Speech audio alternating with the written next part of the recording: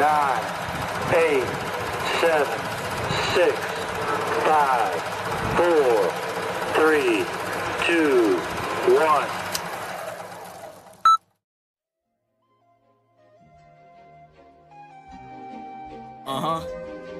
Yeah. It's Prov. Yeah.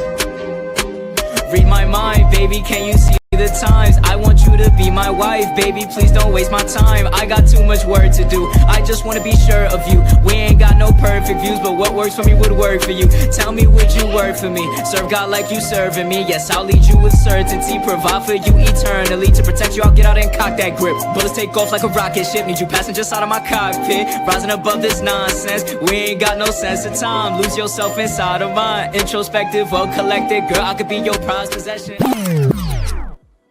Yo, what it is, how's it going, everybody? in the stream. What's up? Happy Monday. Good to see all of you guys here. Good to see all of you guys here, man. Welcome to the Striad Podcast, everybody. Good to see y'all here on this Monday afternoon. It's been a long week. So definitely looking forward to this chapter of One Piece. It's been a long week. But man, it's been an okay week. Hope you guys' week has been good as well. Zaza on the building. He says, yo, what's up, Za? How are you?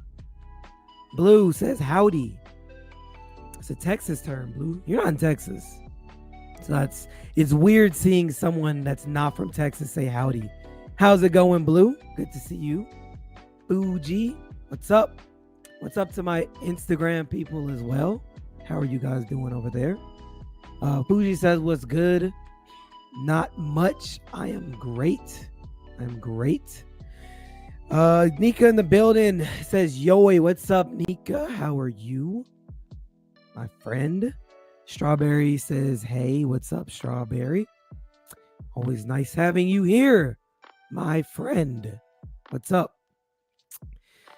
I got started off, man, by saying, Za, the Falcons look good, man. The Falcons look good, Za. That's all I'm saying. I know the Pats just won too, but the Falcons look good. They look great. So I cannot wait. I'm supposed to be on Za's podcast after the Patriots and the Falcons play. I'm just saying it's supposed to be a good game because the Falcons look great right now. So we will see how that turns out. But I'm feeling pretty good. So like I said, I hope that you guys have had a good week up to this point. I also went back before I even pull up 1160. I went back and I reread Elbaf all the way back up to this point. And it's very, very interesting. I'm going to talk about it when everyone comes up.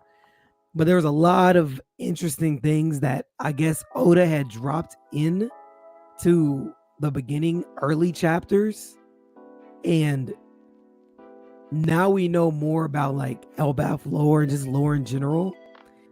And it's starting to like come together. Very interesting. Like one thing I noticed for sure was that Loki, when we first met him, was talking about the first world. And like from some of his first sentences, he brought up, oh yeah, and our, basically he was talking about in our culture, this is what we call the first world, which is very interesting because that was talked about, I don't know, 10 chapters at least, maybe 15 chapters before we got the actual mural. So very interesting, but we'll talk about it when we actually get everybody up. Redface says, what's good, people? What's good?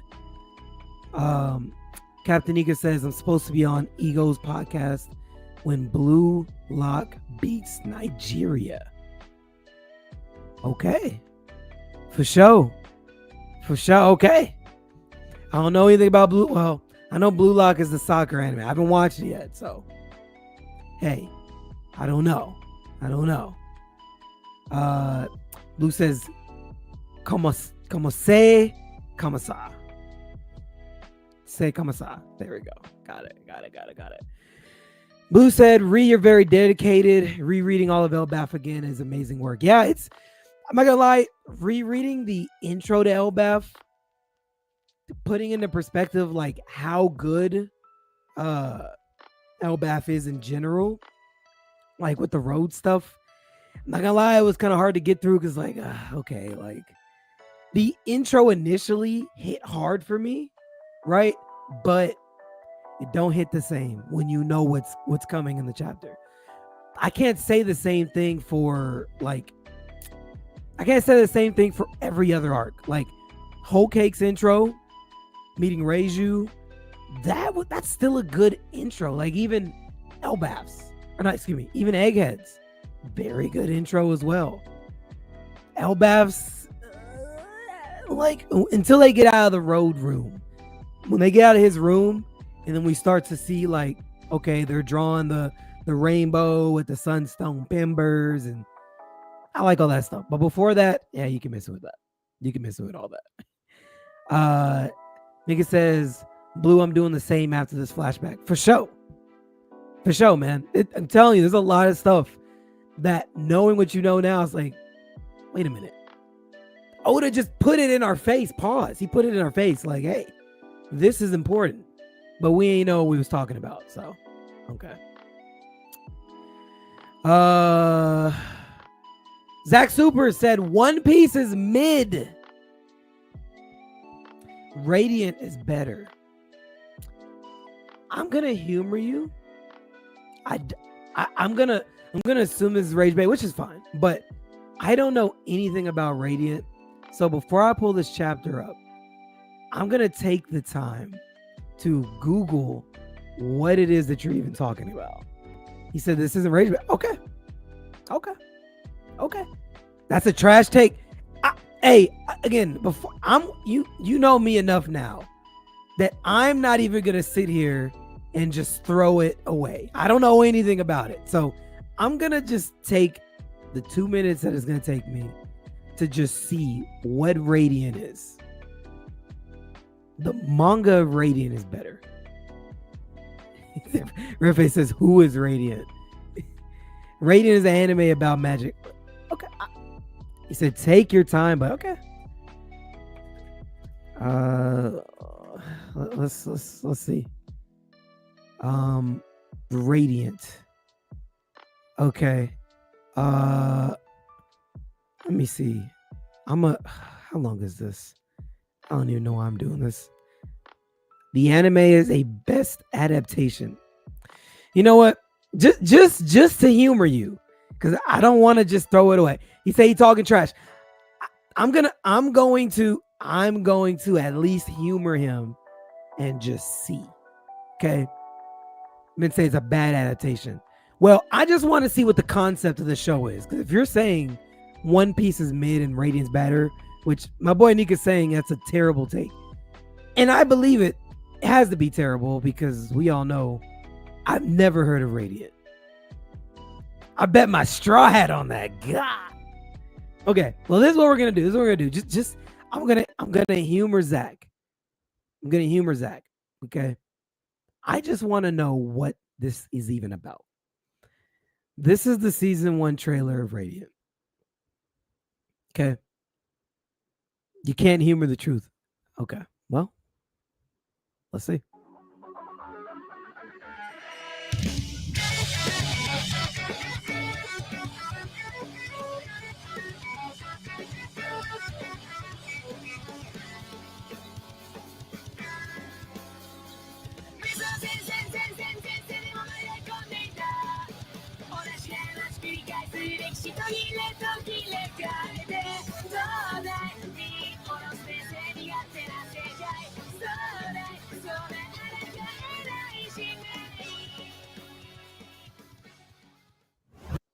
Okay. So Zach, let me make this bigger, man. I'm not even gonna turn my music on. Zach. Okay. He says the bad. I get it. But Zach, this is me and you. I don't know you. I get it. Bad adaptation. I get it. I'll be fair. I will be fair. Okay, I'll be fair. That's a crazy take, Zach. Now, this is what I can say. The manga is probably a decent manga, but to come in and your first comment is to say that One Piece is mid, I gotta get slightly disrespectful because Radiant, and again, the manga may be better, fine, but what I just saw seemed like the run of a mill shonen. I'm not gonna hold you, bro. I'm not gonna hold you. I gave it a chance. If I pulled up One Piece's, you know what? God dang it. Why? Okay. After this, we're going to get into it. Man. We're going to get into it after this. I just have to do this. And then we're done. Okay. Let me just, now I got to go to YouTube. Oh man. man. This is why. Zach, you came in here, you chose violence. My music ain't even on, bro. This is crazy, bro. Okay. I'm gonna do this and then we're gonna get into the chapter. Let me just Let me see if they even have a trailer for season 1. I don't even know. You know what? This is the best I can get. This is it. Okay. He said I'm about to shake him for his berry. Okay, this is the best that I've got. This is like the closest I can get to a season 1 trailer of One Piece. Okay. It's not even really fully season 1, but let's just compare it and then we can move on. We're not gonna spend a lot of time on this because we got stuff we gotta watch. My name's Monkey D. Luffy, and I'm gonna be king of the pirates!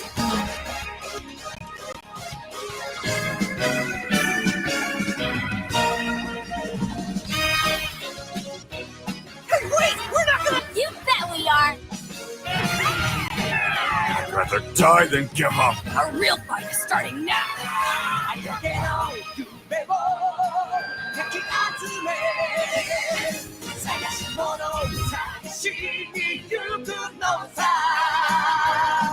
One Piece!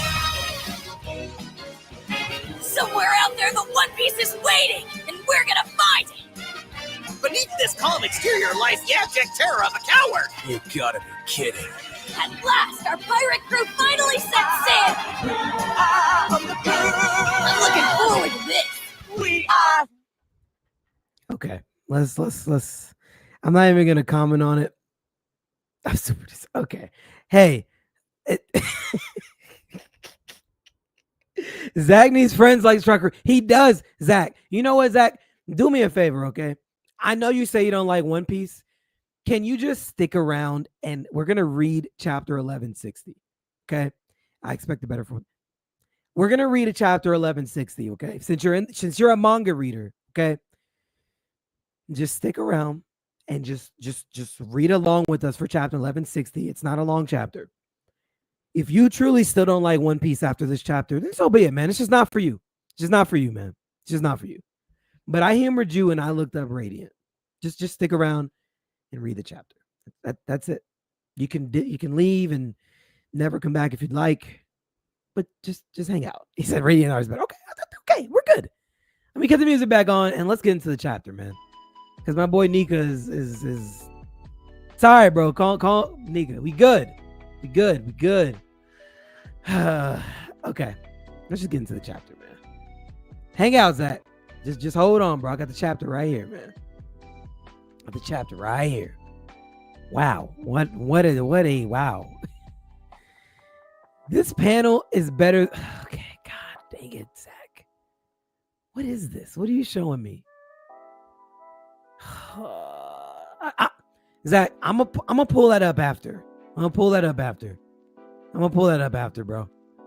I looked at it and it's not, bro. I'm sorry, bro. Just stick around and let's just read the chapter, man. As a character, I saw it, bro. You're good. All right, Zach. This chapter's for you. Chapter 1160. The Zack Super Incident. Crap, not the Zack Super Incident. Sorry. The God Valley Incident. Sorry, Zach. I just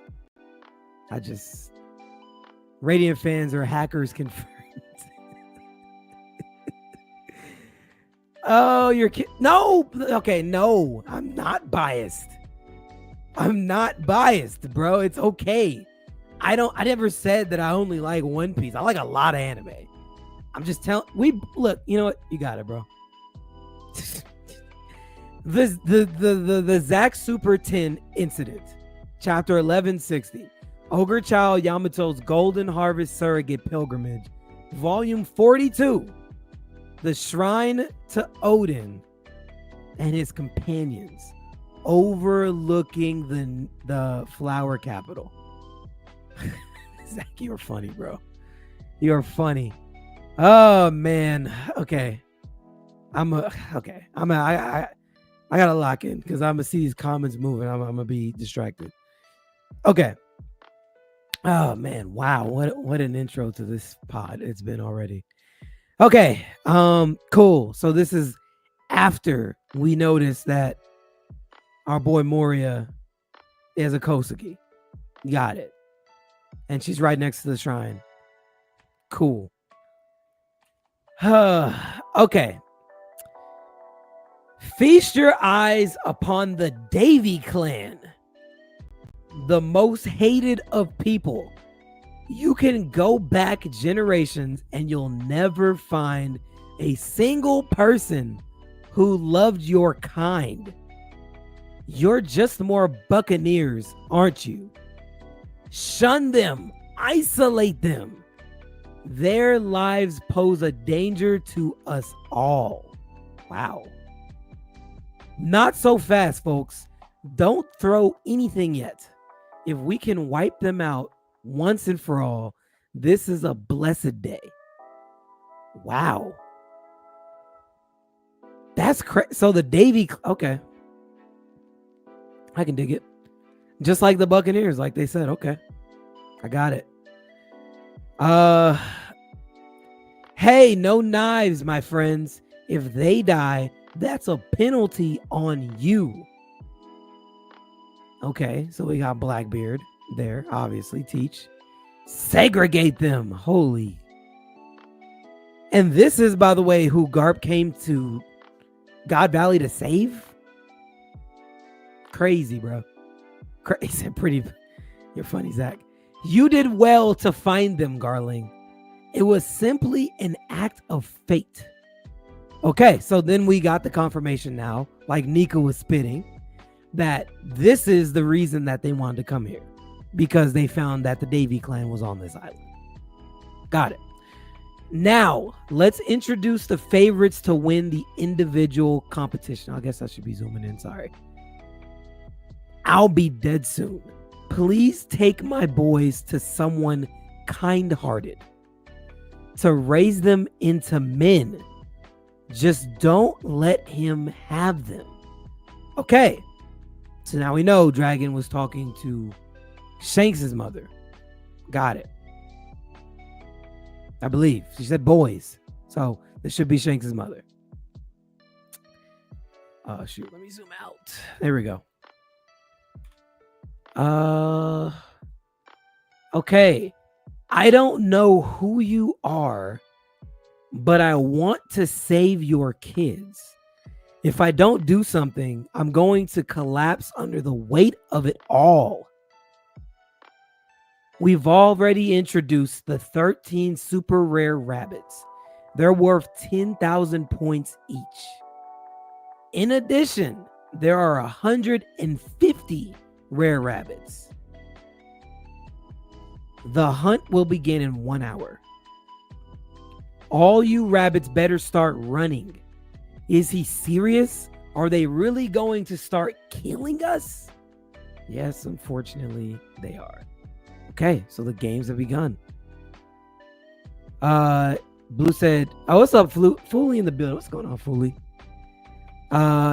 He said, Dragon and Shanks' mother, I'm shipping them LMAO W couple. Yeah.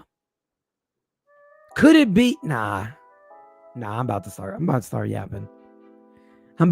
yapping. Zach. Oh, W rage bait, by the way, Zach. You actually had me at the beginning. This is definitely a rage bait, though. We just have to survive for 3 weeks and we're free. Just run for it. It's our only hope. There has to be a good place to hide. For 3 weeks is crazy, by the way. 3 weeks is nuts. I'm waiting for peace. Let the hunt begin. Little rabbits, where are you? They're riding a duck? Okay. Hush, baby, don't cry. Okay. So they're hiding behind a rock. Found myself some rabbits. Oh no. Oh! He shot them all. God dang it. He shot them all. Holy crap. Yeah, no, that's crazy. That's crazy, bro. That's actually crazy. Let's keep going. Please spare my life. Don't kill my husband. Got him. God dang it. When they animate this, by the way, this is gonna be disgusting. This is probably gonna be the bloodiest freaking episode of One Piece. Holy crap. The land of the gods, sacred Marijua. Okay, so we left. We're in a different spot. Okay, got it. Yes, get them. Okay, they're watching it. The Fagarland family is in the lead, but the Bavette and Manmeyer families are in close pursuit. Okay. Is Garling slicing away. Lord Garling. Who did you bet on? The Shepherds in the family competition. Gunko for the individual race. Okay. Garling is definitely drippy. He's definitely drippy. You sure? She's great, but she's still just the knighthood's pet. Devoted blade of God. Did they just give her an epithet? Hold on. You sure she's great, but she's still just the knighthood's pet. Devoted blade of God. Did they just give her an epithet? Like, am I tripping? They did. Devoted blade of God. Interesting. Mihawk stalks her up. Okay. Emu does use her as such. Okay. All right. Makes sense. Chalk up another excellence bonus for the Manmeyer family. Woo! Gunko's killing it. Yeah, that's her title. Okay. Devoted Blade of God. Saint Gunko. Wow. You're funny, Zach. Yeah, it's crazy. Okay. 3 bodies in one play. Yes, absolutely. I'm so jealous of Saint Garling. Which now that makes me very interested. Very, very interested. Because now there has to be an actual reason, I guess, why Gunko is not the commander. She's way older. Could she be stronger than Shamrock? Or maybe Emu has her in that place for a specific reason. I don't know. Interesting. She does have on L drip, but that's okay. I'm so jealous of Saint Garling. He's gonna bag this beauty to his... Wow. He's gonna bag this beauty to be his wife. Nika says Gunko is not a god's knight, and yes, reads for... Okay, makes sense. Makes sense. Emu plotting. Yeah. Look, nothing's official yet. Oh, Shocky. Ooh, you got yourself real high up there. Don't worry. You can jump down. I've got a nice cushion of thorns waiting. What's up with this guy and kids, man? Like, Summers has some like weird like addiction to kids. Crazy. Like, the only people I've seen this man attack or go after has been children. Bro, like what is this? You got the children staying on the branch, which ironically, this kid is clinging to a branch as well. I don't know if that's actually what he tried to do on purpose, Oda. This guy his kid is clinging to a branch, ironically, like the kids are on Elbaf right now. And there's thorns as well that are on the tree. Like, very interesting. Summer stocks are up. Facts. Summers, I really want Zoro to body him, but I trust Sanji to do it. Yeah. Although I wouldn't mind seeing Zoro cut through the thorns. I wouldn't mind that. I somewhat prefer Sanji to fight Killingham, personally. But I get it. He's probably going to end up fighting Summers because he was talking about love is pain, and that's the direct correlation to Sanji. I get it. One Piece fails in side characters. Okay. Okay. Okay, got it. Let's move on. Please don't. That's my son. Don't worry. I'll catch you. Wait, did he? Oh my God. So he fell onto the thorns and so did his son. Wow, this is... God. This is disgusting. This is disgusting. If I defy the celestial dragons and try to save someone, my entire platoon will be beheaded. Bro's throwing up. Wow. It's freaking crazy. Summers made dragon vomit. Facts. Oh man, that's crazy, bro. Is everyone here then? Of course, sir. Stupid dragon. Where is he gone? He better not be on that island. Oh, I found him. The 10,000 point buccaneer. Oh, man. Oh, okay. Kuma and Ivankov. Very interesting.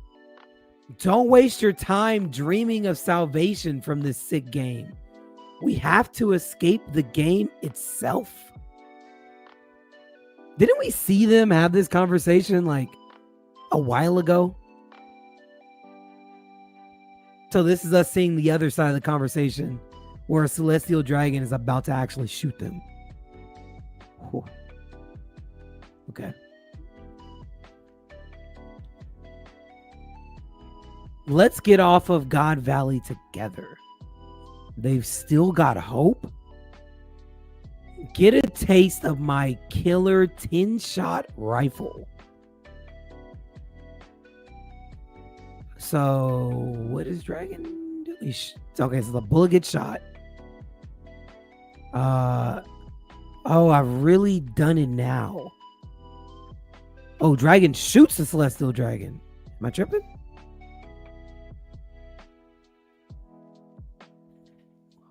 Hold on. Okay, he's on the ground. They're up. Dragon looks like he shot them, but he's up again. Okay. Was this like in his head?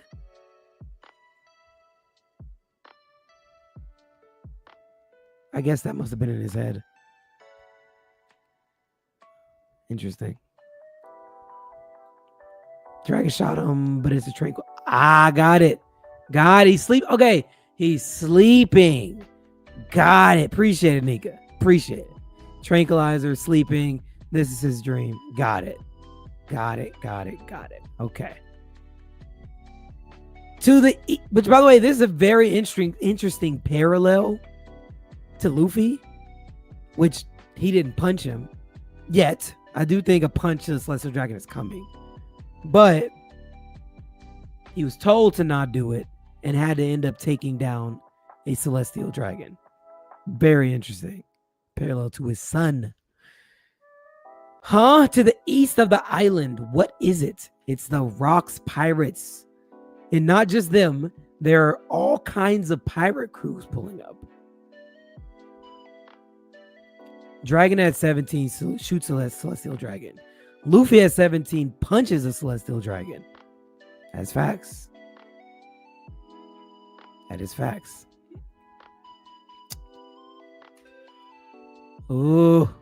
Okay. The Rocks Pirates. The level of aura, man. It's freaking crazy. Ho, Captain John is always drinking. All right, folks. Shocky, Treasure, Devil Fruits. There's no point to us killing each other over them. I propose a temporary team up. Huh? Elora Crew. What do you mean a temporary team up? Bring back the treasure and we'll split it even. No complaints about that, I trust. Where's Big Ma? Okay. Very interested to see if what Alex was saying last week is true. We'll see. But we can't split Shocky. She's gonna fall in love with whoever saves her first. Obviously. Yeah, you're not gonna beat me to her. Shocky's gonna fall in love with whoever gets the most treasure. You have fun with that. I'm just concerned about my friend. And if she falls in love with me, well, I'm not complaining. What are you talking about, Newgate? Hold on. But if I save Shocky, then maybe Roger will be grateful to me and Wang Ji, stay behind on the island. Oh, wow. Wang Zi stayed behind on the island. We'll ban him from her bar. You're all fools. The entire world could turn upside down and Shocky never pay attention to you. Are you really gonna give me a devil fruit, Lin Lin? I'm still very... Okay, so is Kaido interested in Shocky then? I'm still trying to figure out. That was a big debate last week. I don't know. Big Mom's still not telling me if she's really here for Shocky. She's not telling me she's not. But Kaido's obviously here for a devil fruit. Not Shocky. Oh, Zach. Fire.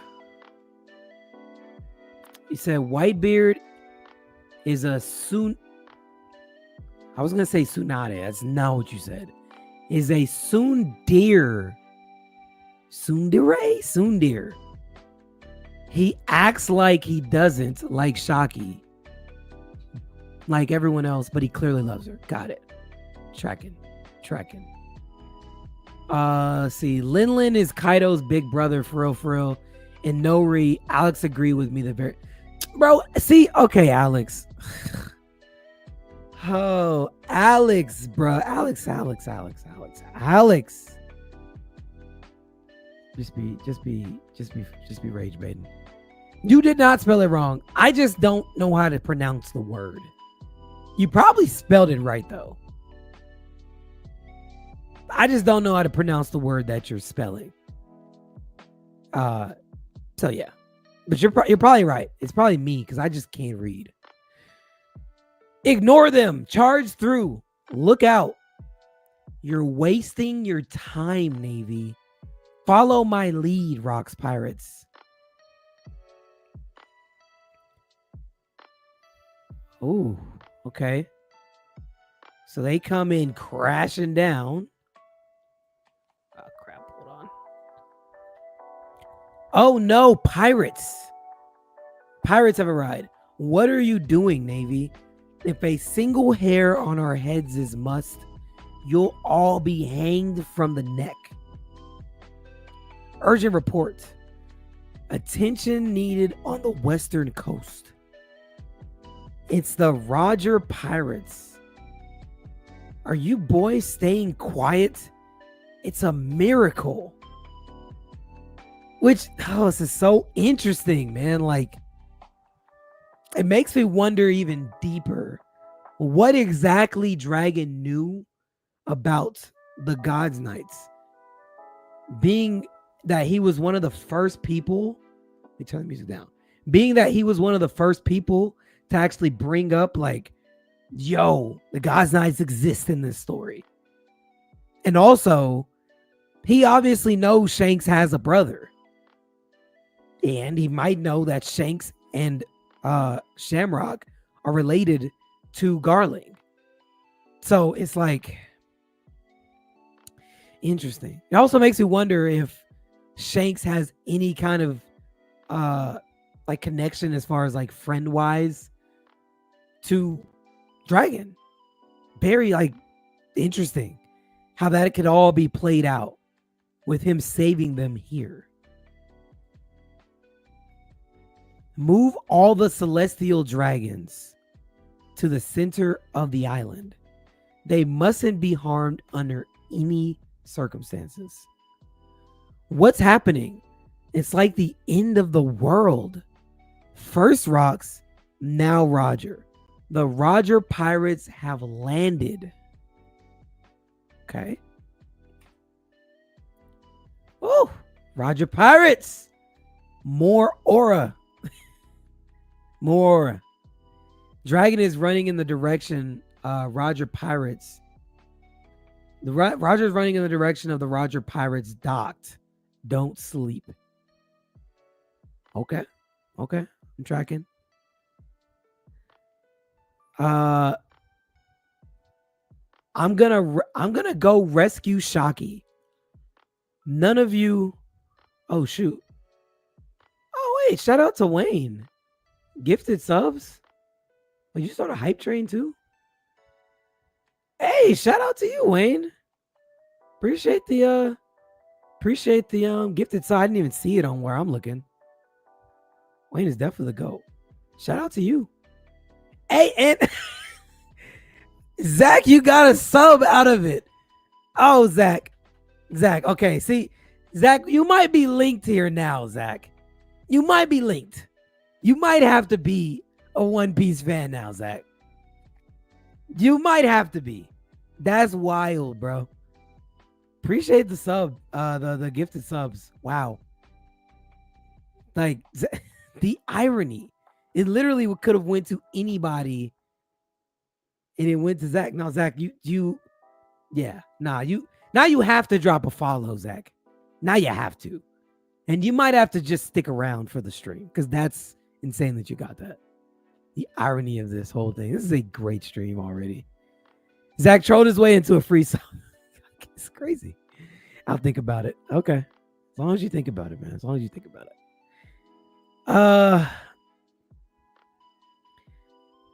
I'm going to go rescue Shocky. None of the rest of you have a shot, so focus on the treasure. Oh, Roger, man. Roger. You see Gabon and Rayleigh looking at him like, yeah, okay, bro. Okay, bro. Okay. Hold on, let me zoom out. Where am I at? Okay. Take Shocky back. Can't focus on the game. What is going on here? Just do something. The Holy Knights of God. So we're just aura farm. This is just a chapter of aura farming. That's all this is. We're just aura farming today. And I'm okay with it, but like we're literally just aura farming. Everybody has their own panel, arms crossed. Like, yeah, I'm really them. Okay. Pull the Navy back and protect the Celestial Dragons. The Holy Knights of God are stepping in. Oh, Cassie. That's what you were talking about, Nika. Gunko was not a Holy Knight yet at this time. Got it. Which I don't know why she wasn't, because she has a whole epithet. So, like, you weren't. Why is she not a Holy Knight yet? And is this? Am I missing? Freaking not Shamrock. Wow. Am I missing just Killingham? Is this Killingham? Right here? Am I tripping? I feel like it could be. I don't even remember his like the way he even looks. Have we been in this flashback for so long? Very interesting. Blue said, yeah, it's an horror farming chapter. No new information was actually revealed other than 2 new God's Knights and a celestial dragon family. Got it. Could be Killingham's mom. Okay. Could be okay. Makes sense. Makes sense. Holy Knights over Simp Roger. That's so now the Roger Pirates, like, crazy. For Anime Gaming, what's going on, man? Hashtag gun piece, man mayor. I can dig it. Good to see you in here, man. Okay. Pirates are landing on every shore. Fight back battleships. Don't let them disembark. It might be too late for that. All right. The pirates are all charging onto the island. We don't know what they're after. Hold on. Garp. Don't chop up my men like a plate of veggies. Oh, God. Oh, man. Garp, man. Oh, man. I would have loved, by the way, to see like Sengoku. Like Sengoku, you know, you were apparently like rivaling some of these guys at the time. I ain't seen Sengoku not but one time during this flashback. One time. Right? And bro was sitting at the bar with a plate in front of him. Sengoku might...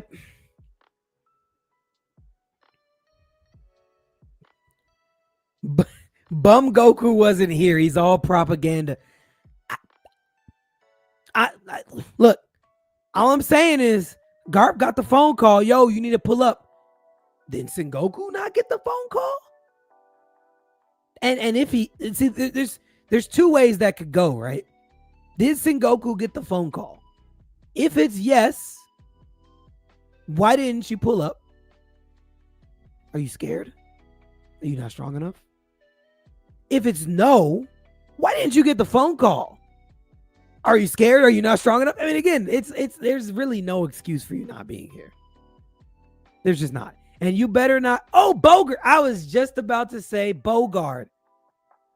If I see Bogart here, no Sengoku, I see him down there already. Come on, bro. Sengoku, man, you got some questions to answer. You better than me. Oh, that ship. It's Vice Admiral Garp. Here I am, baby. Reinforcements have arrived. Garp's fleet. The ore farming. Even Bogard. Ready to slice some cats up. This might, by the way, be where we finally see Bogard do something. Because it looks like Bogard's about to get busy. I'm not going to hold you. That Bogard is good. Bro, I'm not going to hold you. Let me zoom in on my boy Bogard, bro. Bogard look like he about to get something. That's all I'm saying. Bogard about to get active. That's crazy, bro. Bogard is about to get active. Blue said Bogard showed up, but not Kong, Suru, or Sengoku, or even any other admiral. Facts. Bogard pulled up. And this, brother, Garp's fleet. This ain't even like the Navy as a whole pulling up. Garp got a special phone call and say, yo, we need you. And he was like, yeah, bet. Yes, we're saved. The last panel is just Aura Farm, bro. Zephyr's there, but he's Silver Axe. Oh, okay. Got it. Oh man. What a chapter, man. Interesting. Not a whole lot, but this is still a good chapter. Let me drop the link. We can get started. We can get started. Aura farm chapter, bro. Every panel is just aura farming, and I get it. I get the point of this chapter is literally just to set up. 6.5 out of 10. I'm not even gonna lie to you, Zach. I'm not even gonna lie to you, Zach. You came in, and that's actually it's fair. That's a fair rating. That wasn't fair, Reed. Don't give him nothing, bro. I'll say this. You're tweaking. You being nice. No. Wait, no. I'll say this. That's a fair rating because I didn't get anything new. And I understand the point of this chapter is legitimately just to set up for what's coming next. So you got me. I still give this chapter. I say 9 out of 10. I want to give it a 10 out of 10, but it wasn't new information, but it is a lot of. For me, it's more dragon centered energy. You feel me? So definitely feeling that. Yeah, no, I'm cool with it. Again, that's not my take. That's not my take. I think that the chapter is better than 6 out of 10. But if someone said 6 out of 10, even say 6.5. His take not valid, bro. That you're whack. You get no flowers. Hey man. Especially with that radiant bullshit take. No, I'm sorry. I just want that to be known. I'll be Za today for him. You get no love, bro. Like that radiant bullshit you came with, you get no love. I can name. Yeah. Can you talk about like that bullshit? Can you explain this? Better. Black Clover is better. Wisteria Wand and Sword is better. 7 Deadly Sins, which I hate, is better. Like you're not cooking with that take, bro. Don't come on. He's trying to rage bait you guys. Why are you? I don't care. I don't care because he came on here and then Wayne even gave him a sub. Wayne's just giving out good energy, but he's catching good W energy with his bullshit off of our energy. You get what I'm saying? So you might not care. I definitely give a fuck. You know what I'm saying? I definitely do. You can slide with that. You stayed here. You stayed the whole session just to troll and be negative. We don't need that here, bro. Like move along with that shit. We really don't need that. Like I was cool with him. He was just trolling at first, then he started chilling. But then he kept going on and escalating it. And he did it. Honestly, I don't even know what Radiant is. A whole hour, bro. A whole hour. You don't like One Piece, but you were here a whole hour. Do you see yourself, gang? Do you see yourself? I don't even know what Radiant is. So, like, that's why I'm like, I don't know what he's talking about. It ain't even worth knowing, gang. Like, it ain't even worth knowing, bro. He's like, yo, Radiant. I'm like, yo, what is Radiant? Like, we doing Radiant. He hating on One Piece over here. He hating on One Piece, and people still struggling to even know what the hell he's talking about. Like, it's crazy. Crazy work. But I'll leave it alone. Reed was being nice about it. I saw him getting disrespectful to Reed, talking about, oh, bro, you're reading too slow. Like that's what got me where I'm at now. I'm cool with you trolling. When you start coming, what the hell was a coming and knock him up, then rage baiting don't only get you so far. You feel me? What the hell was a radiant? My bad, Reed. I'll fall back. Nah, I take us very seriously. I don't care how bad you don't like a Zod take. You ain't gonna just disrespect Zod. I don't care how bad you don't fuck with you ain't gonna just come on here doing that. And because Wayne gave him a W, Wayne just being nice. He's seen everybody on here, so he's like, all right, let me give everybody a little sub.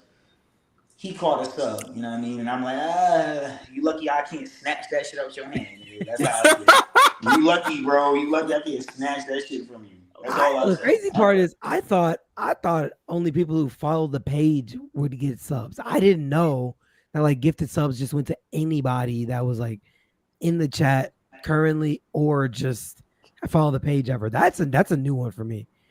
So hey, it is what it is. But shout out to everybody who got one.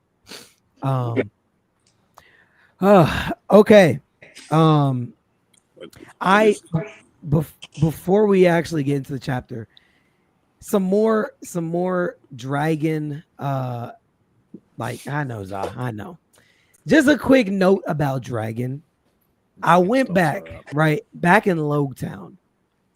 when Luffy got saved off the scaffold, I wish I had the time to have this panel ready. Actually, you know what? I'm not even gonna say. I want to show y'all. I just want to show y'all. So I'm gonna let y'all cook real quick. I'm about to say I can find the panel for you. I got a second phone on me today. Oh no, I have it. No, you know me. I'm trying to tell you. No. I can pull it up pretty quickly. I was gonna do it, like get it set before the stream, but I ain't get a chance to, and I ran. Yeah, so but it's cool. We gonna run into it. I'll wait till Strawberry gets back. Redface, thoughts on the chapter, bro? What you think, bro? What's up, Red? I think this was what's good, my bro. I think this chapter 7.5 out of 10. No, actually 8. 8. I like seeing the different.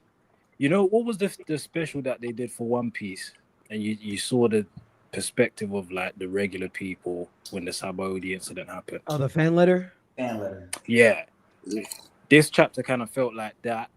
For Dragon, he was seeing. Yeah, and I like that a lot. I like that fan letter a lot. So the fact that it felt that way, yeah, this chapter was good. Finally seen a young dragon. That I saw the spoilers, so I was already hyped. But actually seeing it, yeah, I was already hyped. But actually seeing it, okay, I can dig it. All right, Strawberry, what's your thoughts? I am going to be so honest. Uh-oh. I just got here. Okay. I said hey, but then I had to like immediately pop back out. So yeah. You didn't get to read it. You didn't get to read it yet. No, but y'all know I don't care about spoilers. So fair. Well, in fairness, you didn't miss any new information. They just showed us things we were kind of like missing. Not really. It was not new stuff we're missing. Just adding more perspective to it in a sense. The only new stuff was really just Dragon for real. Real quick, I have the panel. This is just to give my boy Dragon just a couple more W's, which by the way, I want to play too, Nika, some clips that we made in the past too. I have all this queued up. Like I had all this planned for this stream before we get like too deep. But there's a lot of W's that are being caught from stuff that we all talked about forever ago. Like even down to that. I want to play that clip we had made with about Long Ring Longland, because literally at the end of the clip, you were like, "Yo, this is gonna come back. Like people are going to want to watch this arc again." Yes. People do not like it right now, right? They think it's a joke and a game, but this is gonna be relevant again because the anime spikes. Toei's about to hit a big spike in the Longland arc when it hits Crunchy when the Davy stuff gets animated. People are gonna go and hit that arc so hard. You're gonna see a spike, bro. Volume sales for that volume in particular are gonna jump up in the market. I do think that. I mean, I think in general there's more to that arc than obviously we understand. Like, yeah, there's still more to it. There's still more we're gonna learn. Yeah. Like, what's up with the long things on the island? Long dogs, long trees. Like, what the freaking? And we just so happen to be doing Davy back fights here, right? We don't know anything about Davy. Now we're finding out about Davy Jones. And Think about this. They did remember I said I'm pretty sure I said this way back then. They give us two big lure dumps in one. They give us a land that everyone's supposed to be like stretched out free, like if they've been touched by Joy Boy. Mm-hmm. At the same time, presenting Davy Jones, Joy Boy and Davy Jones. They parallel the same way Shanks and Blackbeard get put in the same chapter. They got put in the same arc. Long Ring Longland, and I keep telling people, they're Joy Boy and same way you had the good and the bad, you gotta have it. Joy Boy and then there's Davy Jones. They gotta be that way. If it's all one person, that would be crazy. I don't want it to be like that. But if it if it does turn out to be that way, that'll be something I definitely had to give over. You did that. I didn't think he was going that route. but I don't want it to be that. On God, I don't want it to be that. Facts. Menace says I have a rise. What's going on, Menace? All right, so I have the panel. What's going on, Fully? The panel that I was talking about. Just to, because I gotta raise my dragon stocks just a little bit. Now this isn't the Viz. This is the Viz version, not the TCB. TCB says a little different, but we remember obviously, Luffy's up there. The hand of God saves my boy, right? From the tower before he gets his head cut off. Everyone's shocked. My boy Sanji said some real shit. I knew he was gonna go out with Sanji said. I got that in the Viz, right? Yeah, he says, "Do you do?" He says, "Do you believe in God? Do you believe in God?" This one he's saying, "Do you believe in a higher power?" Viz he's saying, "Do you believe in God?" Divine intervention. Remember what Smoker called it. Smoker said was that divine intervention in the anime. That's what Smoker says. Right. That's two people God hinting this. And to me, this is like, I have a God fruit. So to me, this is just lore for the big picture for me. I'm just like, you know me. Right. Yeah. It just got me thinking. I mean, like, yo, the dragon stock should have been up from here. I'm not gonna hold you. Especially after the confirmation that was indeed dragon. Finally, we got the confirmation. Then right after, it's like, wait a minute, do you believe in a god? Right. Then of course you go to Skypiea, and Enel's not a real god, but we got dragon out here doing god feet. I don't know. But look, don't forget, Enel is just supposed to depict what Enel is doing to the people. And Skypiea is just what Inu's doing to everyone on the Blue Sea. That's all that was. You know what I'm saying? Inu was what Enel was depicting was supposed to be depicting what I think Inu's depicting in my eyes. Yeah. Yeah. So in a sense, it's like a god, but Inu not really. We know it's falsifying God. Yeah. Just I just want to throw that out there. I don't know. I didn't catch that my first time around. But I'm rereading like, Notice he asks that to Zoro, and then Chopper reacts the same thing in Skypiea. That's true. It's noted. Why do we keep having Chopper? Chopper's in that same realm. That's all I'm gonna say. You know what I'm saying? Look, Sanji asks that same question, right? This don't mean nothing. Just look at the symbolism of this. Sanji is someone we're suspecting that they used the so-called gods that lived atop the Red Line originally. We think Lunarian DNA is being used to tamper with science. Like, Oda's not playing. Everything's a symbol here. Like, even something like we're hinting at this god fruit, and not god fruit. We're talking about this god stuff, and then we got Dragon. We're speculating who may have god fruit.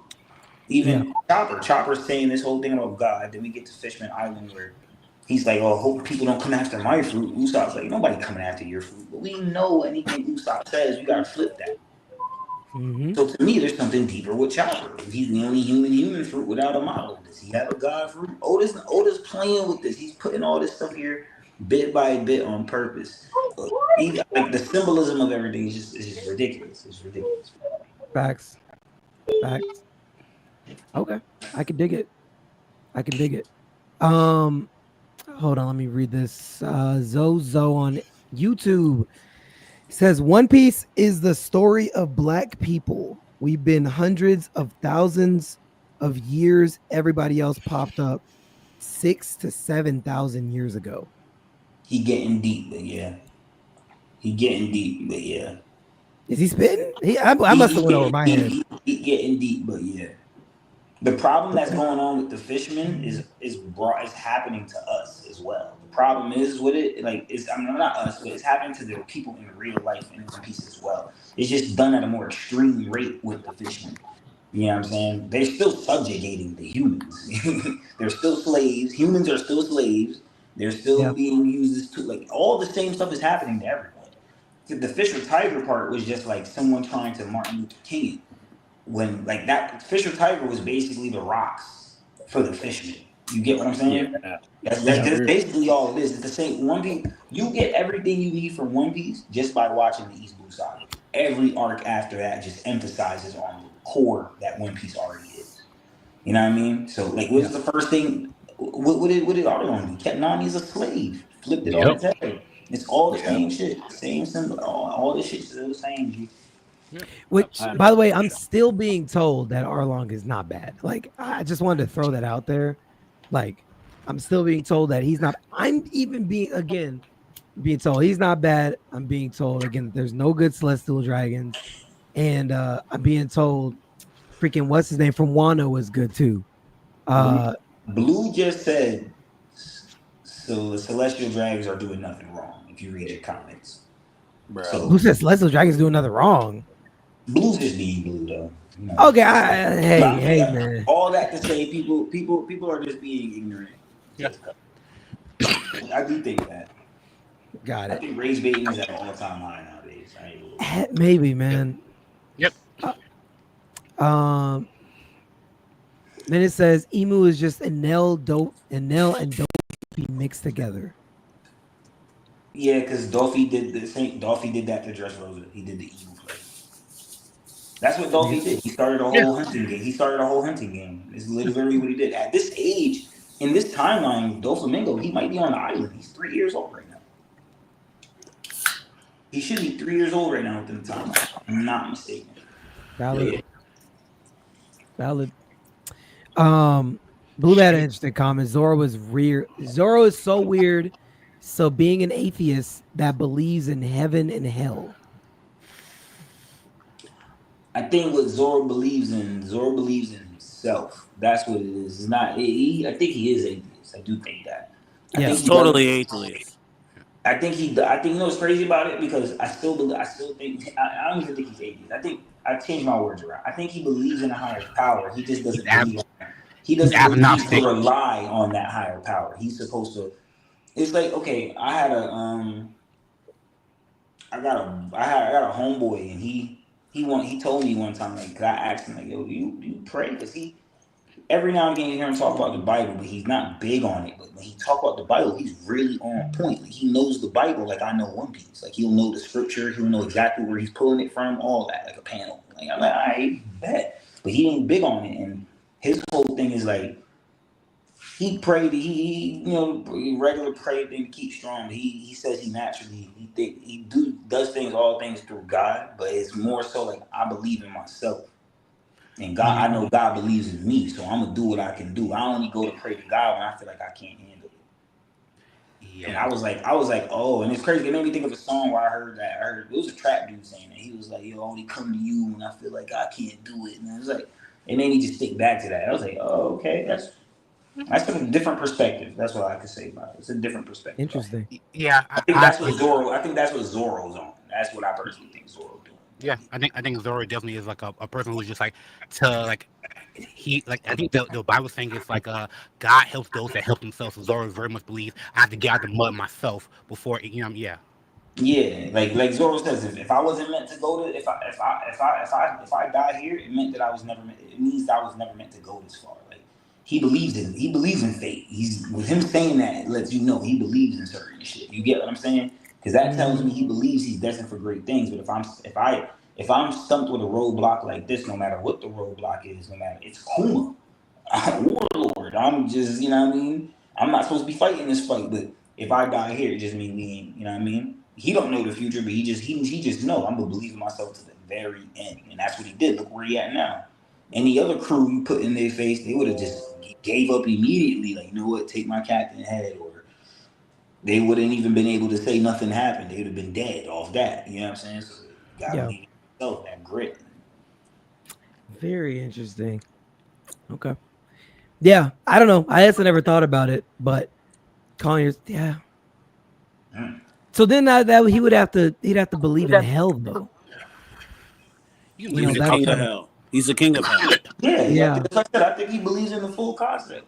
You know what I mean? Because if you think about it, God made the devil, right? Mm-hmm. So you can't believe in one and not the other. I don't believe in neither of that shit, so we good. I fuck with you, Zoro.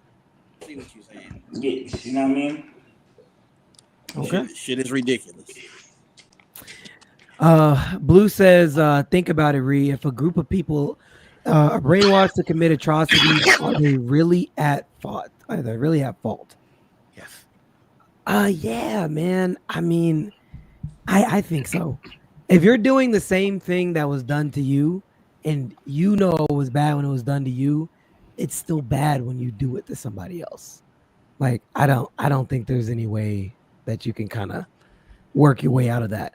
Granted, I don't think he mean it in that sense. He mean it like the Celestial Dragons came here, and I guess whatever they're doing, maybe Emu's hiding a certain thing from them, or whatever the case may be. So they're doing whatever. Because remember when Vegapunk was giving the speech, some of the Celestial Dragons had no idea what Vegapunk was talking about, but some Celestial Dragons knew exactly what Vegapunk was talking about. So it drew that line to where it was like, oh, are they hiding some? Like, is it like? Like if you're not Gorosei or high up in your family, are you withheld to certain? Well, of course you always are, but are you withheld to certain? Are you oblivious to what you're actually doing as a Celestial Dragon? Because you were born into this thinking that this is the natural order and this is right. You know what I'm saying? That's how Wu's coming at it. Oh, you can go I for agree with him. Okay. Okay. I know you don't agree. I see with that logic, right? It's hard for me to get behind that logic when it comes to the Celestial Dragons in a sense, right? Because like I get like there's a different level of like the knowledge that they'll get and whatnot, but they at least have like a base knowledge above like common people and whatnot. And like we're going on that, like I'm saying, like they've been brainwashed and whatnot, right? There are Celestial Dragons that do not, they're like you know, Flamingo's father. He found out about the tragedies that were going on. He educated himself outside the doctrines that he was indoctrinated into, and educate himself. It's your duty to educate yourself outside the doctrines. It's like, you know, your mom and dad can be racist, but like if you don't go out your way to like expand your horizon and whatnot, it's kind of on you. We could assume that. We don't know if he actually did all that fully. We could assume that because I don't know if he did any research. I do think he just said, you know what? Let me see what we do to them. Not do to them, but let me see how they live. And he went to go live, and I think he was just naive because he went completely unprepared. Like, he went just, if he had known, hey, you know what? Well, if he had actually thought about it, like, yo, we enslaved them. We killed them. We do this. We do that. I'm pretty sure he either stayed where he was at or he would have just went down there more prepared. Like, took a little platoon with him or something. I don't know, like some security or something. Because he went down there on some, you know what, let me just, he just woke up one day and was like, you know what, babe, I just want to see how it feels to be them. Let's just go take a trip. Let's just do it. Book a hotel. Let's do it. You think we should do it? Let's do it. Like, that's what it really felt like. He just did that, and then whatever happened, and the worst happened, bro. He lost his life. Now going with that, right? Like going with that, like if he's in the doctrination of that, he did no research. They should not touch him. You went down there thinking that they will not touch him and whatnot, and that means that he was lost in the sauce. I mean, you know what I mean? That's what I'm saying. Like, I feel like. Fuck! I'm a word. That's a good fucking. I'm a word this better. I'm gonna come back around. Nah, because see, I like Blue's point, but we don't know if they actually are. Like, it's hinted that they might not do it. Yeah, but as of right now, I'm not giving the Celestials the means. It's hard because I know Emu tricked him. I think Emu and whoever the five Gores, those five families. I feel like the original of whatever or whoever first started with Emu hatched the plan with Emu. That's what I think. I personally think like this. Not all of them know the bad. Like I don't know. It's weird. Like I do agree. Some people are just born thinking this shit is how it is. I mean, it's right. Go ahead. I'll say this because I'm sitting there thinking about Blue's comment. I think that probably ties like specifically even better, more so into like a Horty Jones. Like Horty Jones was actually born into hatred. Like he was born as a kid watching Arlong do what he did. The grown-ups around him were always talking about, we hate humans suck. He was indoctrinated into this. Even so much to the point that he was literally asked on panel in Fishman Island, like, yo, you hate the humans so much. What have they even ever done to you? Why? Nothing. They haven't done anything. And that was so powerful to me because it's like, yo, like, this kid was born into this indoctrination and he truly believes like this is what I have to do. Like, I don't care if I gotta shoot the queen. Like, we don't do this. It's not okay. So, like, I can understand what Blue is trying to say. I guess when you put it like that, it makes sense.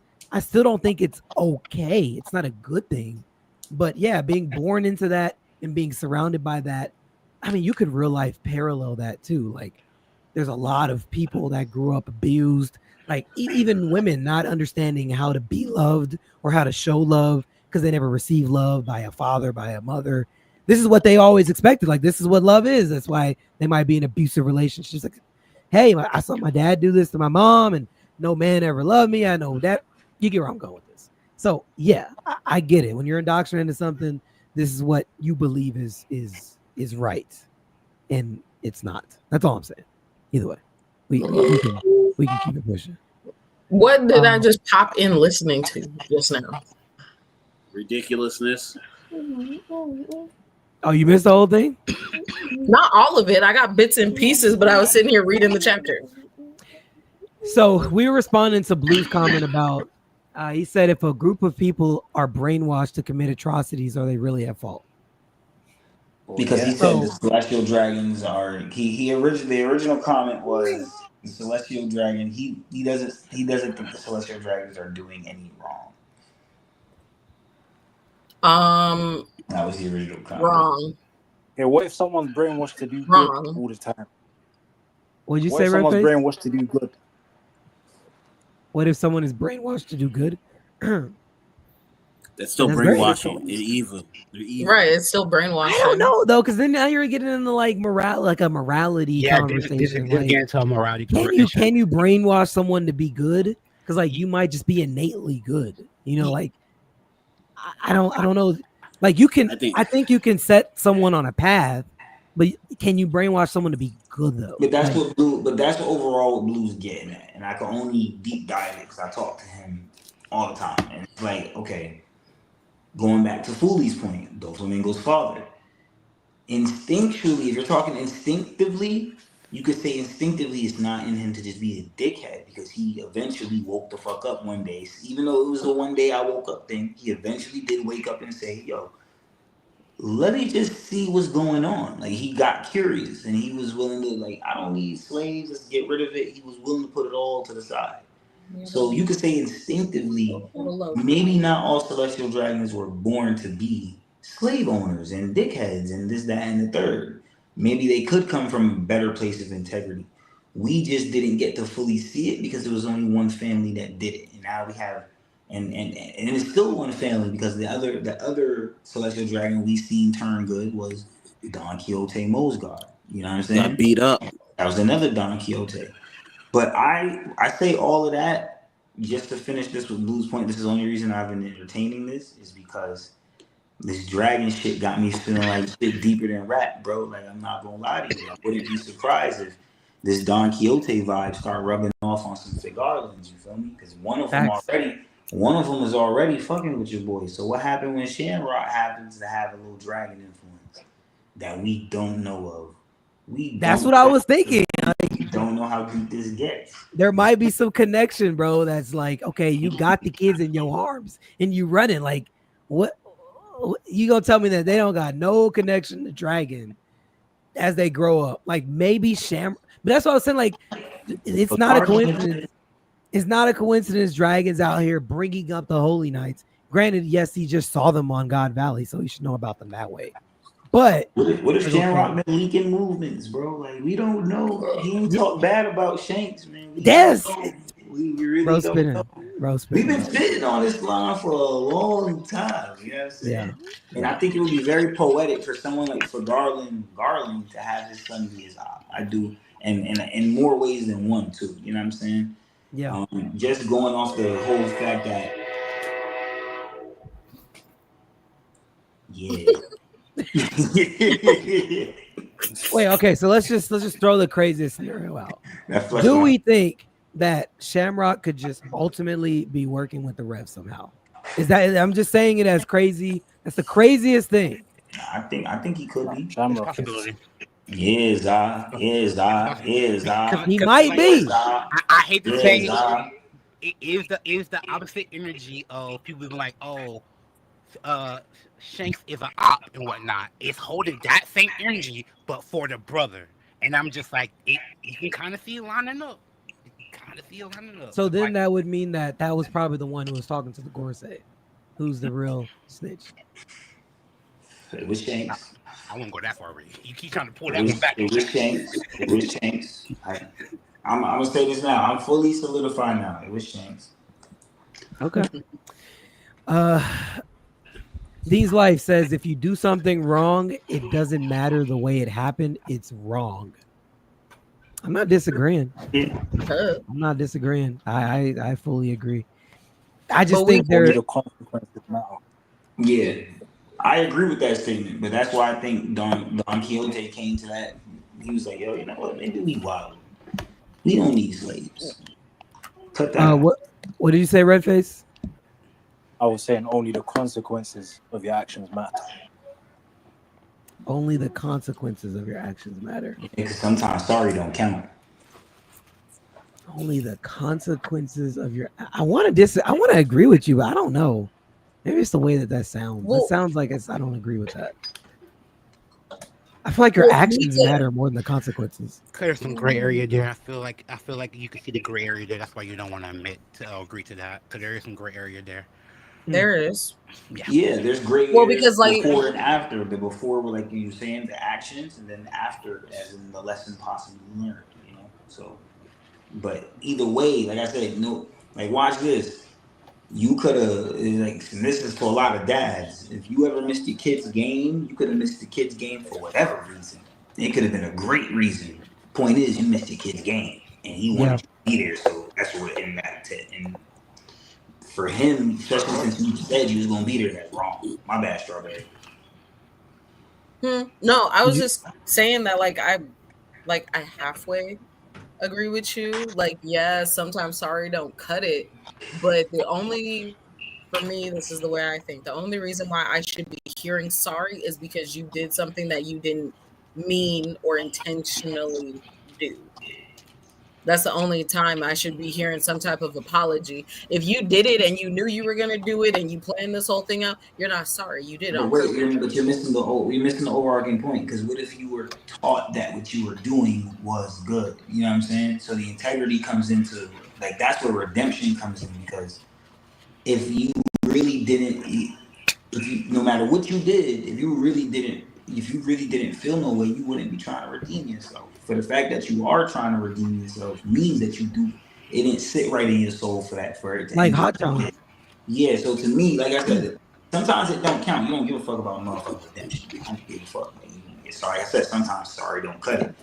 Yeah. But at least you could go to bed at night saying, hey, like I said, it don't count for nothing. At least you can know this wasn't no pure-hearted savage that did this shit. You know what I'm saying? Like whatever the scenario was, whether it be murder, whatever it was, whatever.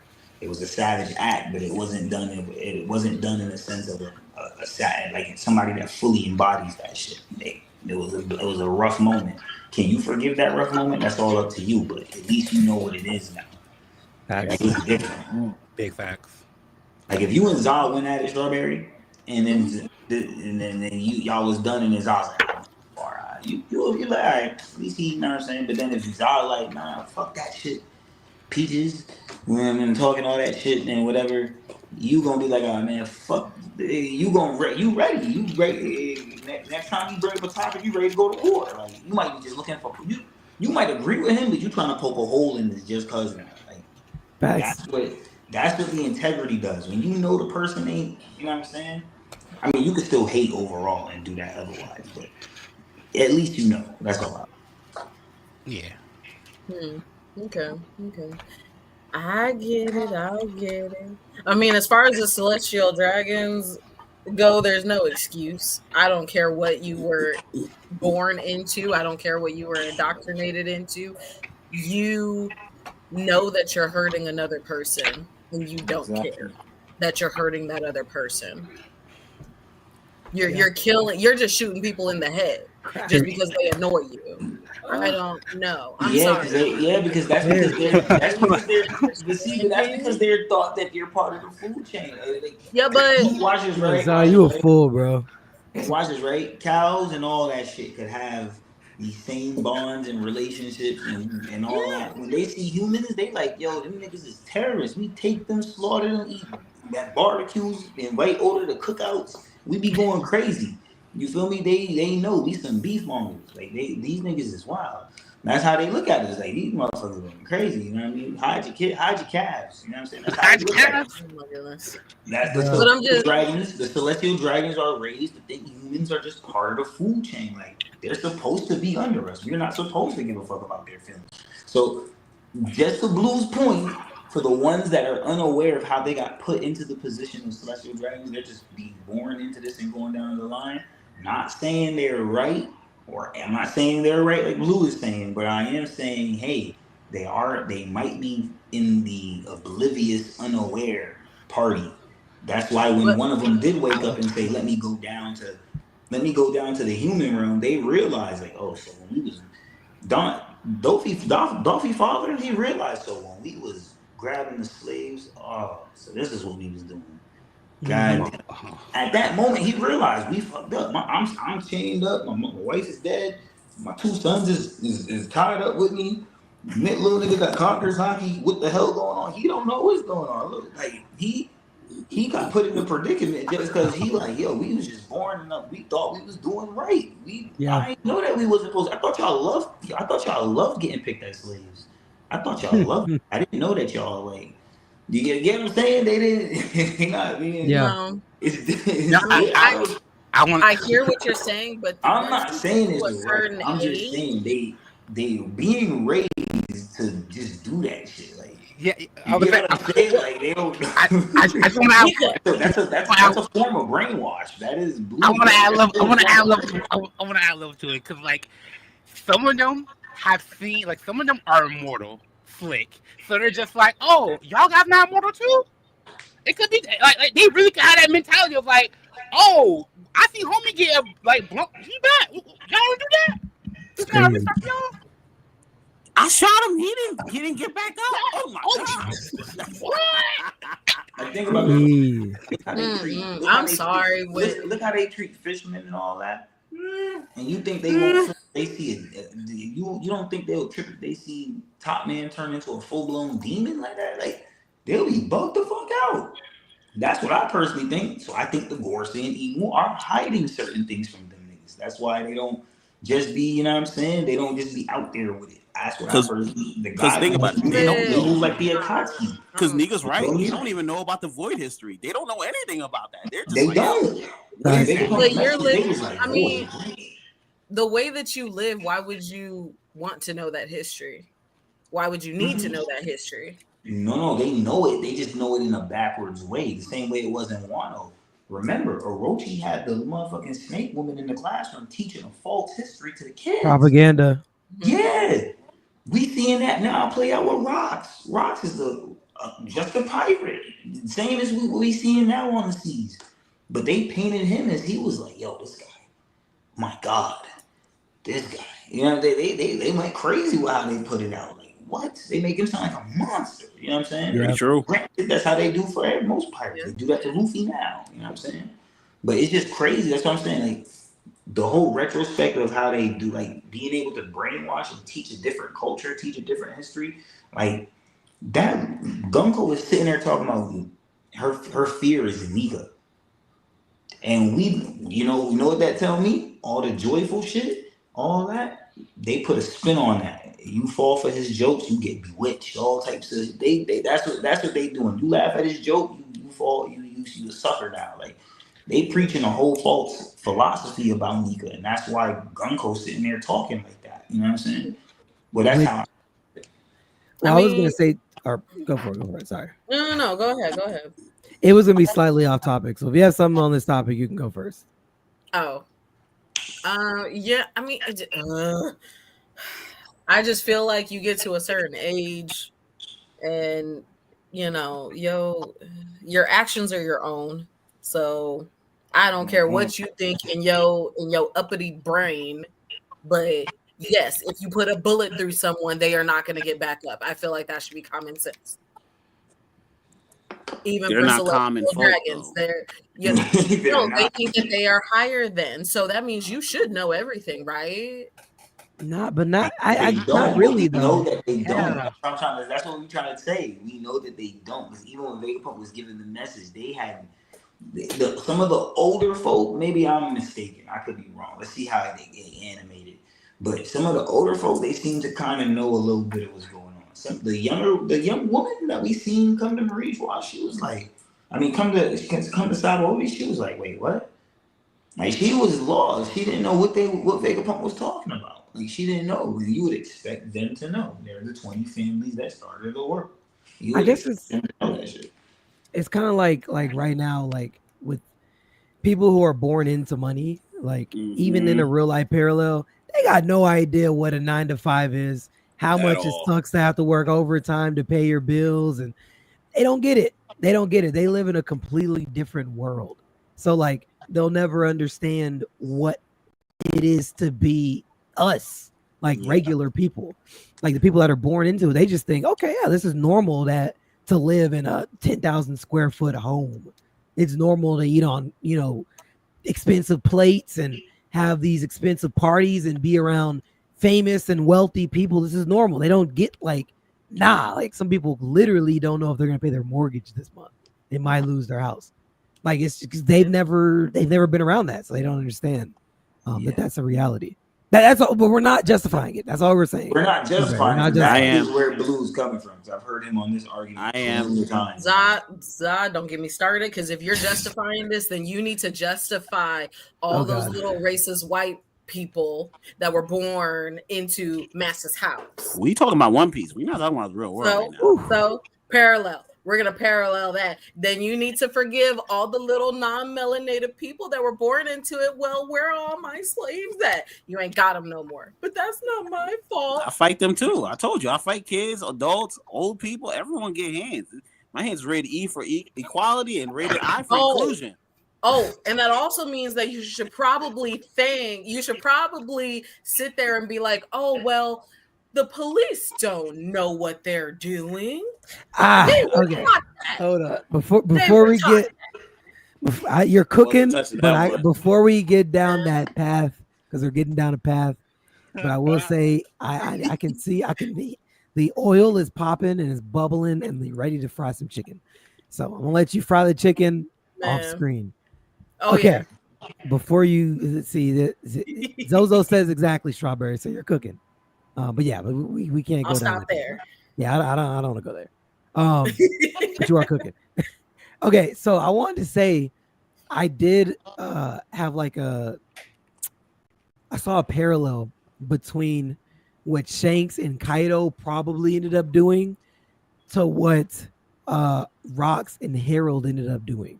Like when Kaido was stopped from coming to Marineford, I think it went exactly like the Rox and Harold situation went. Like Harold pulls up and is trying to stop Rox, right? Comes in, they have their talk and Rox pulls him aside. Hey, let me tell you something. And basically this is what's gonna potentially stop Harold from going to Marineford. Like I do think maybe Shanks told Kaido something that stopped him from going. I don't think that there was an all-out fight. Maybe there was a clash in the same way. Yeah, I think that talk could happen after the Conqueror's clash. That's fine. The Conqueror's clash because I think there was a clash. I think there was a clash. I just don't know if it was before or after, but I know there was for sure a Conqueror's clash. I just think it happened exactly like the Roger and Harold clash and conversation went. I think there was something that Shanks told Kaido to make him be like, you know what? Okay. All right. And then they clashed. He didn't like it, but he stopped. Because this whole time in my head, I was like, oh yeah, they for sure squabbled. And Shanks sat him down. But seeing this play out like this in the manga, it's like, okay, I feel like Oda's trying to parallel. I'm getting a feeling of parallel. So I'm cool. Now I've changed my mind. Yeah, now I've changed my mind. I think they probably. The reason I said the Conqueror's clash happened first because when Shanks went with Whitebeard, the clash happened after they had the talk. So I don't think it should go the same way in this sense. And plus, there was no like marine ships or government ships that would be watching Kaido and Shanks like there it was with Harold and Rocks. So Right. they should just clash first, then have it talk. You know what I mean? Yeah, I feel that. Yeah. Okay. Zozo was cooking in here. He said we have a Void Century in real life as well, from like 100 AD to 300 AD. Yeah, I think that's where Oda got the inspiration to make it from. That's a fact. Wow. He's not lying. Zozo cooking. Okay, Zozo. Yeah, I've seen that in a One Piece video before. Zaza, please, your thoughts on the chapter rating since we've been completely off topic. What you got, bro? Yeah, that's all right. You know, hey, listen, I love the banter. I love the ideas. I love the conspiracy. But this is a 12 out of 10 chapter for me. 12 out of 10 chapter for me. I love everything that the Celestial Dragons did. I'm loving that Garp just showed up throwing cannons. The way Garp came in, and I don't want to talk about Roger anymore. I'm done with Roger. Roger is literally on that list of pirates where it's like, yo, you're cool, but nah, dog, your reputation is awful. And Summers stock through the roof. That kid was on that tree for no reason, all right? Like, listen, people are getting mad at Summers for doing that, but that kid was up there without permission, and I respect it. He was like, hey, come down here. You need to get off that tree. Yo, love it. I loved it. I loved every second about it, man. Like, yo. And he's like, yo, there's a nice bush down here for you to land on. I was like, you know what, Summers? You the man, bro. You are absolutely the man. That made that chapter go from a 7 to a 10 for me. The 7 to a 12 for me. Oh, I love it. Wow. Okay. I love it. And Rocks is that guy. Rocks is that guy. Garp, cool. The other guy who showed up to simp, I care less about him. But Rocks is a simp too, though. We can't get that. But he hasn't simped in the last 2 chapters. This man has a kid and he's calm the hell Moving the down. goalpost is crazy. Yeah, exactly. You kind of are moving the goalposts because that doesn't make him not a simp. I called him out when he simped. Now it's like, yo, he had a kid. He's not simping this much. He's like, yo, I'm not here for you. I was like, you know what, this man, respect. Roger is gonna meet, and Roger just can't help himself. He's falling over. He's getting beat up. I'm like, yo, dog, what are you here for? What are you here? The One Piece is a shocky piece. I'm like, yo, that's all it is for you, bro. We won't talk about that, motherfucker. Wow. Okay, so basically, Roger. After that, I looked at it as Roger's just more of like a Jack Sparrow for real. If you've seen Pirates of the Caribbean, and I like Jack Sparrow, but Jack Sparrow's like witty and he doesn't talk about the women as much. Roger, all he does is fiend for this girl. He's like, that's like if Jack just talked about Elizabeth all the time. He talks about Elizabeth sometimes. Roger is there just for Shaki. Get out of my face. Crazy. Man. Okay. For sure. Man. Okay. What was I gonna say? I had something in my head, bro, and I lost it. You're about to say shout out to Summers. I got you, bro. I got you. Shout out to Summers. Summers a good babysitter. Summers is a good babysitter for all One Piece parents.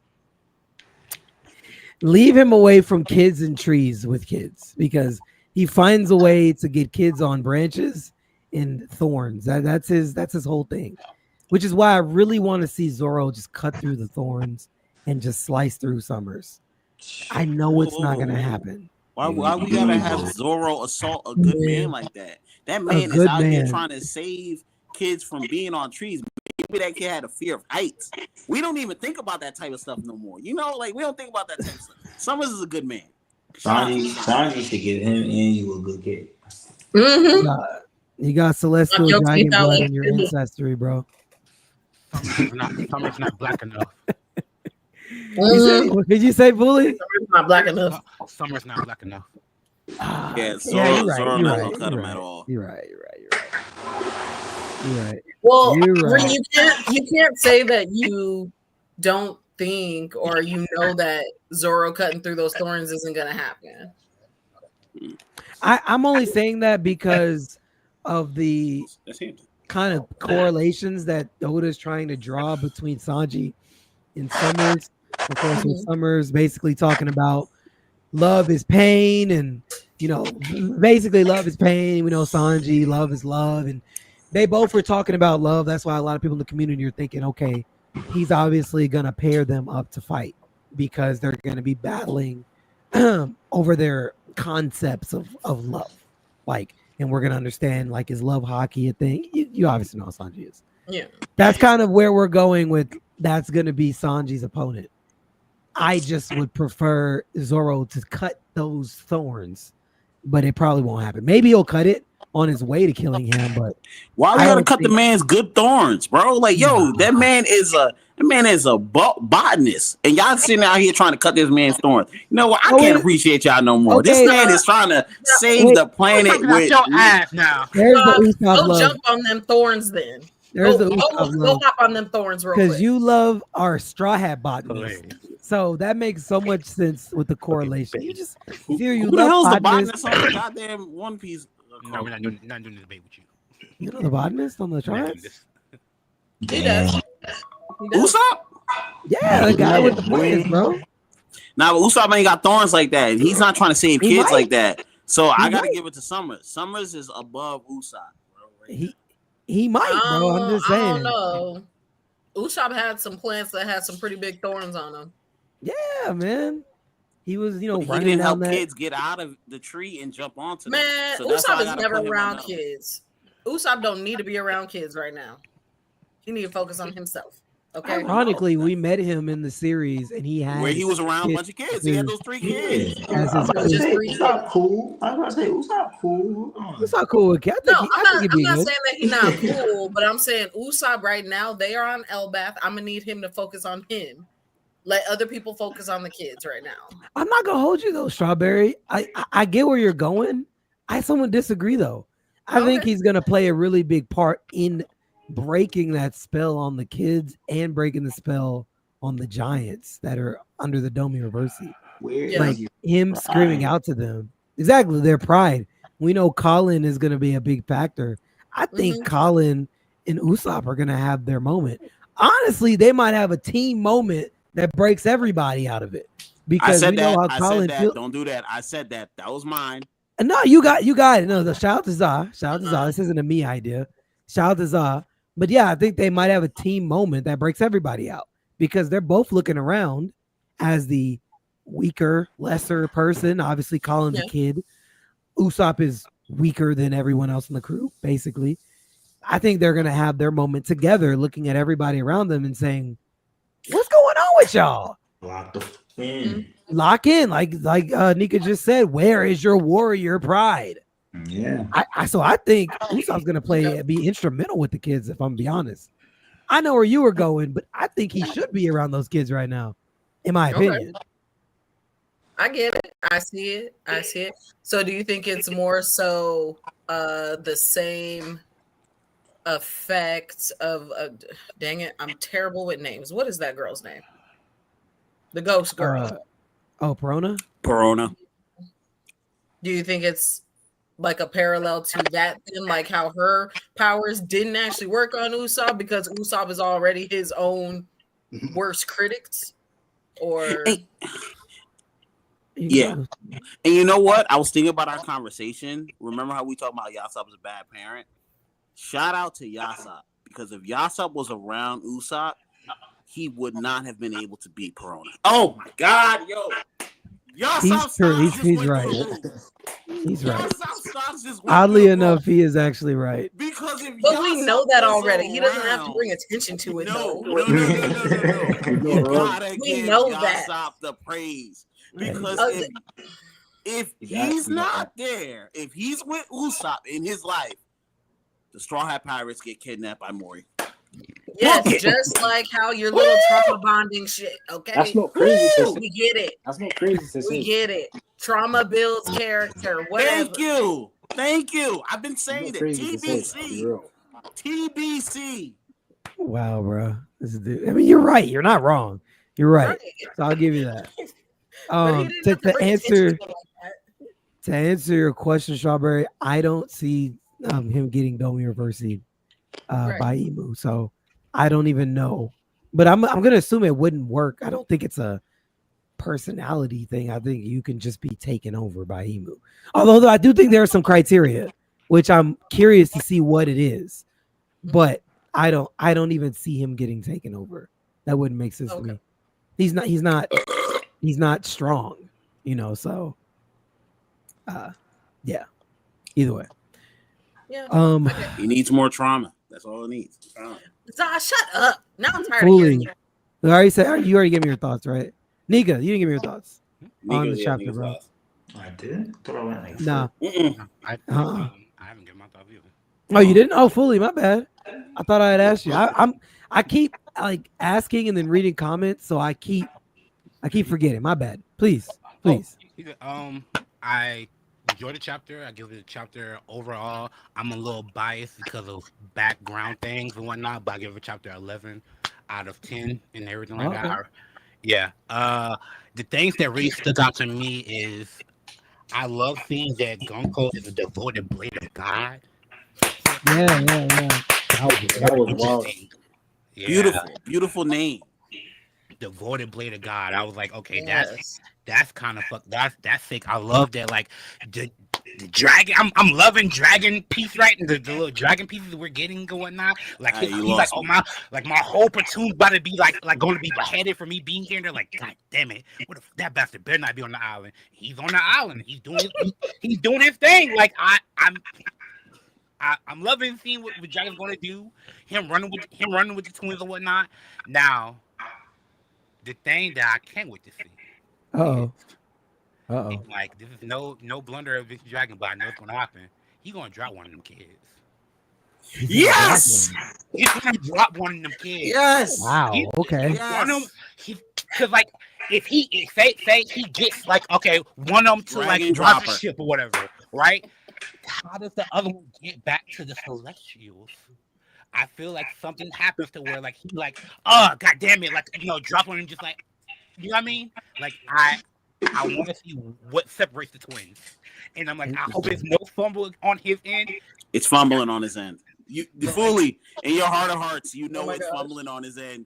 You know it's fumbling on his end, and then he's gonna turn and be like, "Yo, the world is unfair," and then turn to the Eastern Scowl. That's Dragonstone. Yo, I'm calling it. Bruh. I'm calling it. I'm writing it right now. Bro. Writing it right now. I don't know about that. The world isn't fair. I should have never dropped that's that a good kid. point. Yeah, That's a good point. Yep. And I would say the last little thing, I'm just not liking Garp. I'm still not liking Garp. I'm still like on some like Garp hate. And the main reason why I'm still on some Garp hate, you really pulled up just for hands. And like I respect you pulled up for hands, but like you didn't pull up because Shaki's captured. You know the weight of like getting captured and being married off to Celestial Dragon is, big homie. And like you don't talk about that. You was on vacation drinking mimosas, bruh. Chilling bad. Until they said, oh, Roger. You was like, oh, what? Huh? That's why I'm like, my levels for like guard, I'm just like, damn, big homie, I ain't feeling you too much, big dog. But like, I don't want you to get slaughtered when we come back to like, you know, our time and whatnot. I don't want you to get, you know, killed, you know. But like, I ain't feeling you too much anymore.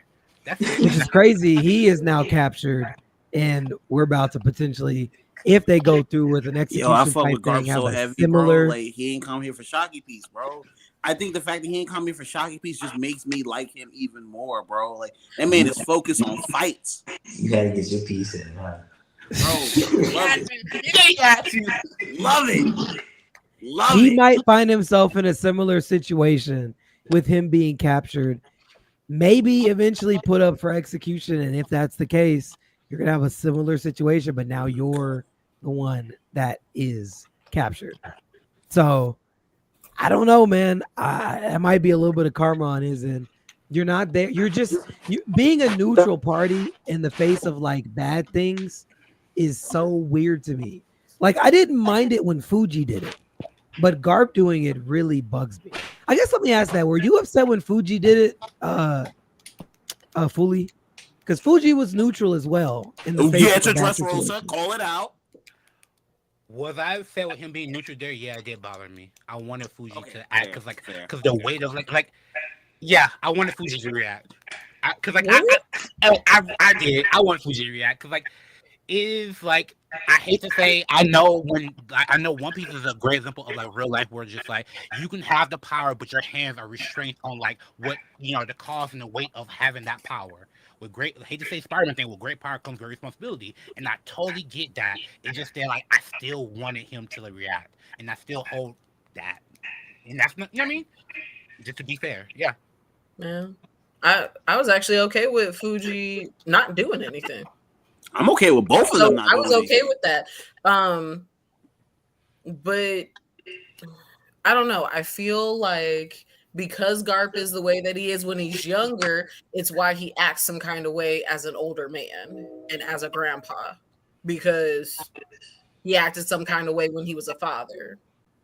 Because like he tries to stop Luffy. You not really. We've seen the magnitude of your power. You ain't trying to stop Luffy from what he's doing. Right, he let him go. Trying to. You're letting him. You're letting him be a pirate. You're making it look like you're stopping him. Yeah, Garp. Unfortunately, his downfall is being too neutral on every position. He's not actually making a decision on anything except for his decision to really hold on to Kobe and really, really lock in and mentor Kobe. Since like, okay, I lost Kuzan, which technically I guess he kind of lost Kobe too, because now he's in Sword. Yeah, maybe it's just a loser. I don't know. That's it. Maybe he really is just a loser. I don't know, because you're too neutral on everything, and everything that you work for just gets lost. So like, that's because those people he's raising are pieces of shit. Listen, Luffy's a piece of shit. Ace is a young YN. All of those people are pieces of shit. Let's call a spade a spade. But Kobe though, what about Kobe? I don't talk about him. But like, yo, every one of them are pieces of shit. Okay, like let's call a spade. Sabo is running away from his family. None of these people are innocent. But in fairness, pieces of shit because they don't believe in the system that be though. Right. Still pieces of shit. In fairness, for you to complete this whole point, you have to talk about Kobe. You can't say I'm not going to talk about him. Okay, but even Kobe, he doesn't even believe Kobe. Same thing. He don't even fuck with the Marines. So fuck him. That sounds okay, but you know what? When you think about it, he left it. He actively left it. He's in Sword. But it sounds planned on Garp's part. If all of his students, all of the that doesn't boys mean that he are doesn't fuck with the Marines. Because you can't say, wait, hold on, no, you still can't, even though he's in Sword, you can't say he doesn't fuck with the Marines. He sat there and sacrificed himself for 800 Marines. I'm saying he walked away from his shit. That's all I'm trying to say. Oh my goodness. He walked away, but now he has the choice on what to do. So now it's actually showing like what he actually truly cares about. So like now it's just based on his actions, not just his allegiance. And his actions, like Nika said, shows us like, yeah, he really does care. And he's just doing things a little bit more unconventionally now. Like Garp does. No, Garp doesn't do anything. That's the problem. Garp, if he takes too long to make a decision, or he's neutral on the decision, he's like, I'll just kind of do what I do, and whatever happens, happens. He's either neutral or takes way too long. Now, the one decision that he did actually move on was, we're getting Kobe. We're getting Kobe. We're not waiting. F all y'all. If y'all don't want to come, I'm going. It doesn't really matter. That's the decision I did. I do want to say this real quick because I know Garp name in the mud bad, but we got. I respect Garp heavy. So wait, hold on. You gotta remember, he did try. He tried to get Kuzan right, didn't work out. Mm-hmm. He tried to get what's it called? Because he's trying to change the system from within. That's not something you do overnight. Same as Dragon, you can't just start no foundation overnight. He tried, like I said, he tried with Dragon, didn't work. Tried with Kuzan, didn't work. You know what I mean? Tried with Ace and Sabo, Ace and Luffy, you could say Sabo too, didn't work. You know what I'm saying? But he found hope in Kobe, right? Now this is the interesting part about it. We don't know who started Sword. We could say what we want, but Sword is modeled after Marines that behave like Garp. That's just what it is.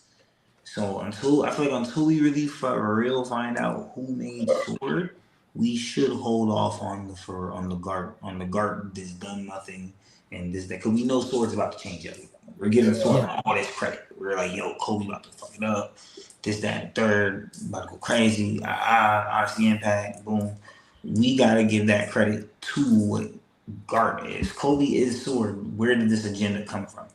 You get what I'm saying? And to me, it seems like something Garp may have his hands on. I personally think Garp and Dragon started this shit from when they was like in the Marines. So that's why I don't want Dragon to have left the Marines as soon as God Valley's over. But if he does, he does. But I think you don't leave whatever military organization you're in until you're well and capable. You get what I'm saying? From whatever movie you don't watch, Born Identity to whatever.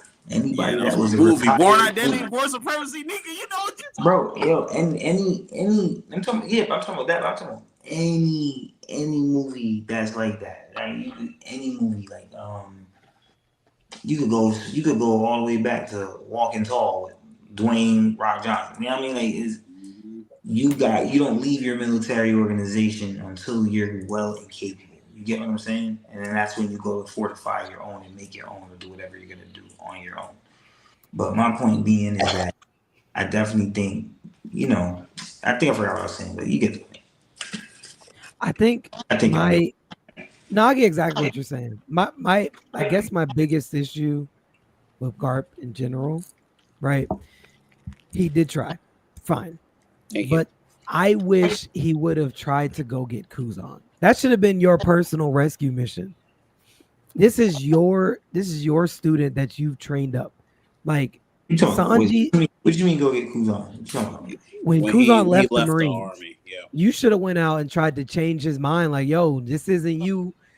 Come on back. We can get you right. Like you gotta say he should have did the same to Dragon then. Okay. That's why I'm hinging on your point, because I think there's more with the Dragon piece. I think that honestly, I think they might be working together, like Dragon and Garp in a way. Obviously, you and me know this. We've talked about this before. Maybe he knows something. They're leaking information to the Revs. I don't know. But if Kuzan's not a part of any piece of that, then he should have went to go get him and pull him back, because he left because of the situation he had with Akainu. He should have left and brought him back like Sanji was brought back. It should have been a retrieval mission like that. Like, yo, I know what you're saying. You're done. You don't like the Marines. Look, man, this is what it is. You know that we got to be better. We can't. We're trying to change it for something better. You can't leave and go off and do your own thing. He definitely shouldn't have let him go off, and when he found out he's a Blackbeard pirate, that should have been it. But it is what I think he did, because I think Garp probably was the first person Kuzan talked to, because like that is his mentor, and I think Kuzan was probably like, yo, this, and Garp's not the type of person to like really like push you. Like he did it to Ace, but he's kind of like, yo, if that's what you is, go about your business, bro. That's all I'm saying about Garp. Like, because like think about it like this, Garp kind of has like a lot of crazy young people underneath him. Like Kuzan's with the Black Pirates, Luffy's an Emperor, Dragon, Kobe's working with pirates. Like it's just like, yo, that's just Garp's reputation at this point. Yeah, the most notorious sensei of all time. Exactly. You know what I'm trying to say? Like Garp is kind of like, yo, yeah, I don't like it, but if that's what you're doing, I fuck with it. You know, like that's all I'm trying to say. I'm not even gonna lie. Like, go ahead. No, my bad. No, I was just gonna say that. Okay, to me, you're kind of giving Garp more credit in my eyes, because now Garp has someone that he is personally connected to in almost every single team on the chessboard. Mm-hmm. He has someone over here. He has someone over here. He has someone over there. Someone over there. Like these are all people that they were children when Luffy is your grandson. He is now an Emperor of the Sea. Dragon was your son, or is your son, and he's head of the Revolutionary Army. Kuzan was your mentee. He is now in the Blackbeard Pirates. Kobe is still in the Marines, but not fully because he's in Sword. Yep. So, yeah, no, I mean, does Garp got people anywhere else? But this is what Maybe in Marijois? But this is all that to say. This is what I've been saying. Like, you gotta give Garp some grace at least because Garp, when it comes to Garp, like he's talking to the king of Goa Kingdom and he's telling him like, oh, King of Goa Kingdom is telling him, oh, I want to be a celestial dragon. He's like, you want to be one of them scumbags? And the guy's like, yo, don't let nobody hear you saying that. He's like, oh, word, you right, whatever. Then we got what? Luffy punches a celestial dragon. And Sengoku tells him about it. The dude is literally laughing, telling me, I'm proud of my boy. Like, I'm proud of my grandson. Like, we know he don't like these niggas, bro. We know he don't. So, and Sengoku has said it. Sengoku said, like, yo, this dude, Gorosei and them wanted to get rid of this nigga, but they can't because of his accomplishments. He's too accomplished. Yeah. So they know it's up for him. That's why I said this whole execution is gonna work in Blackbeard's favor as far as like putting on a show. It's gonna work in his favor for it. Like all this is gonna play in his hand because they want to get rid of Blackbeard.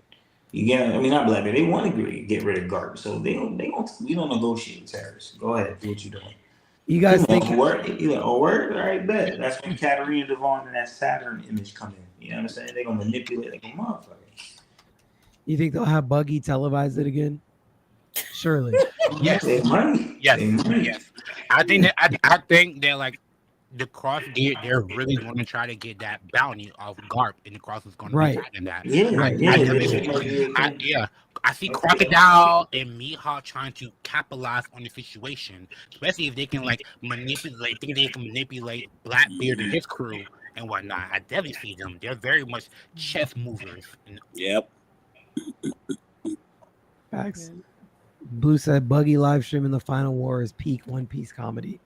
Facts. Yes. It would be. It would be. Facts. Like, oh my gosh. I think they have him like with like a snail, just like God, it's going crazy here. I mean, I can see that. That'd be funny if it's the same Den Mushy from last time.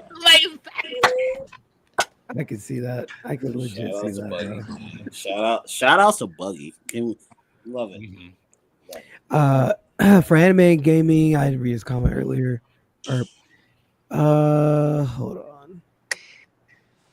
He said Usopp blew up Gunko, which is true.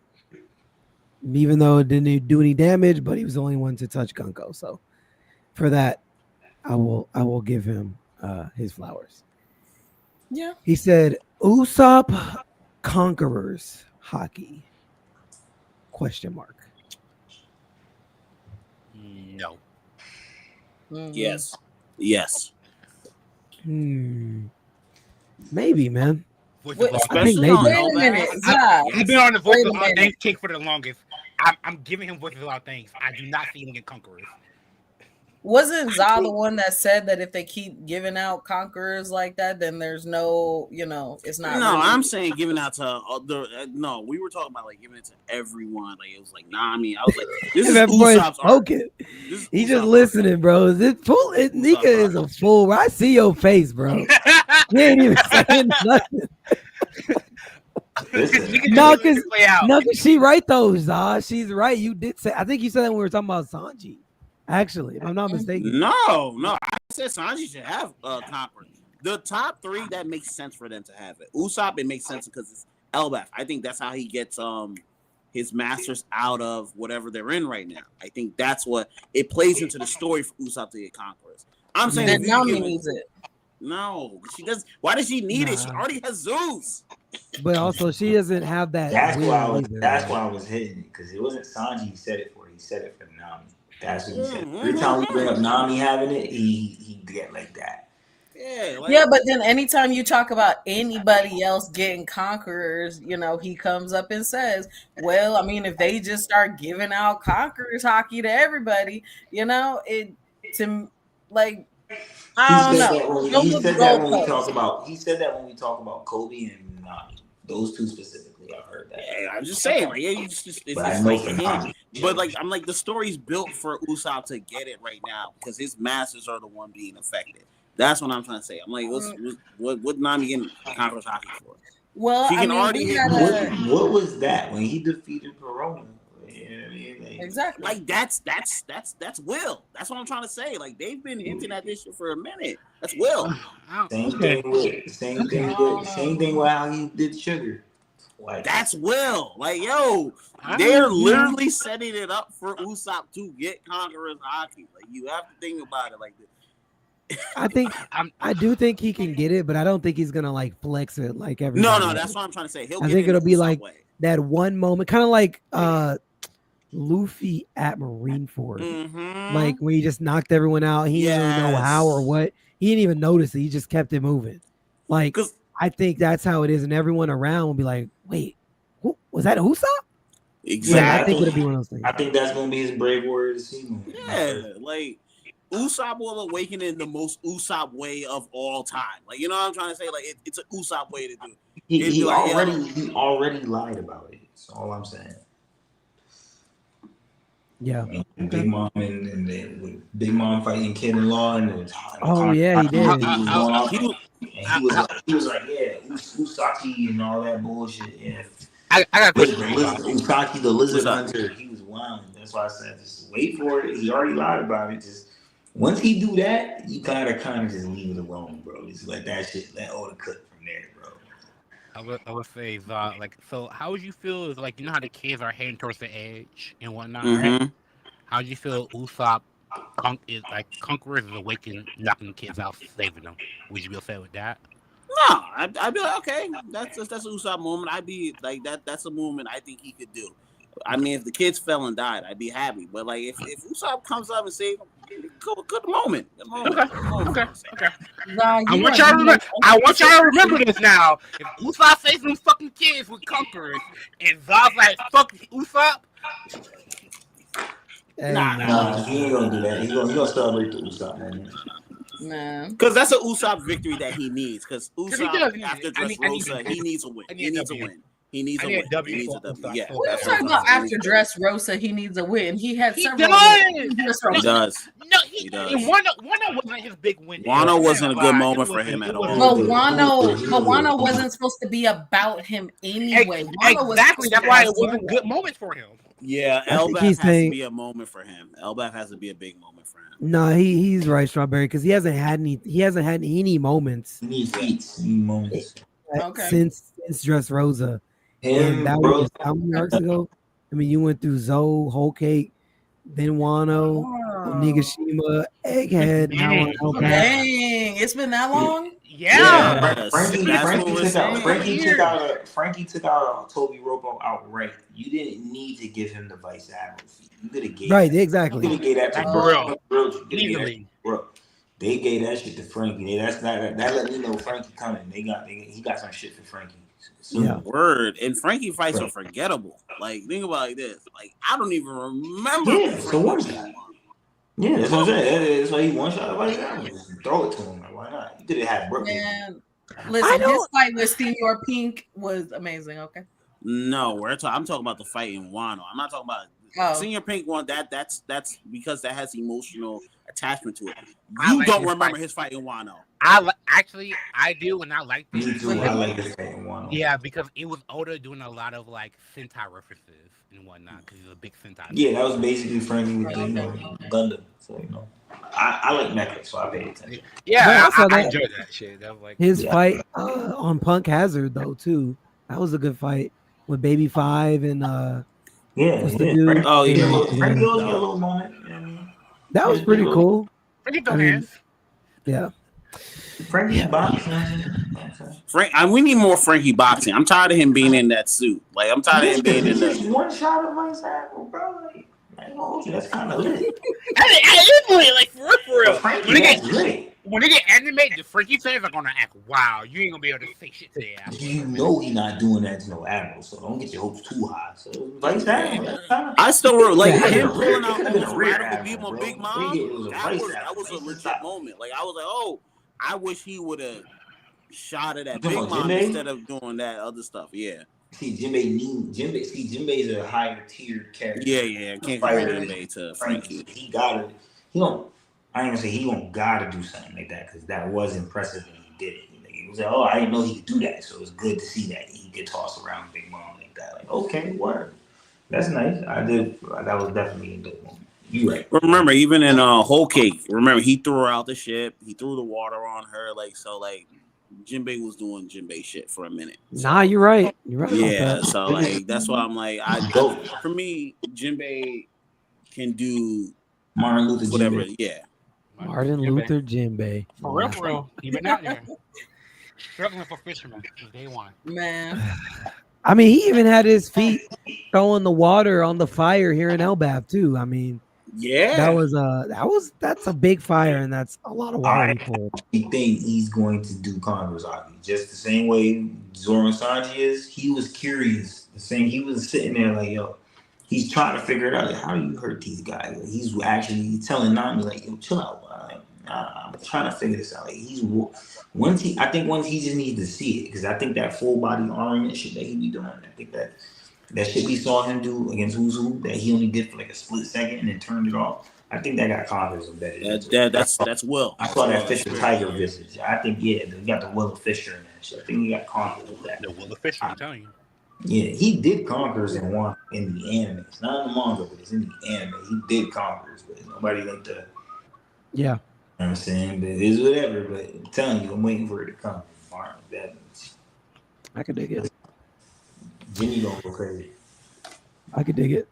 I mean, I was gonna crap, but I had a point to make. To Zah's point that Usopp needs more feats. Usopp's down bad right now, especially beginning the arc. The way that he did just highlighted how down bad he is, bro. Like, bro's running from the cat, and Luffy's like, yo, come on. Handle that. There you go. See? Yeah. Come on, man. Yeah. Even Luffy believed. Luffy's like, yo, you could beat that. Like, what are you doing? Yeah, but it's the fact that he did it because we knew he could have handled that. All he had to do one little thing. He could that was nothing big. Even if he had did it, we wouldn't have been counting it as no big feat. So for it to have been used as an anti-feat against you, Ree's locked in. That's down bad. Yeah. Yeah. No, I agree. He did start down bad. And then the one you were running with comes back like 3 chapters later and strikes Road down right next to you. It's like, ooh, that's so she gets a feat off of after your anti-feat. She does a massive feat, a new feat. And it's like, you still ain't had much here, man. You're like sightseeing in Elbaf right now. And that's crazy, bro. We're not on vacation. I'm not gonna hold you. You got to step it up right now, bro. You have to. But you are gonna give him kudos for bombing Gunko. Yeah. Okay. Okay. You gotta give him kudos for that. I am. I'm giving him kudos.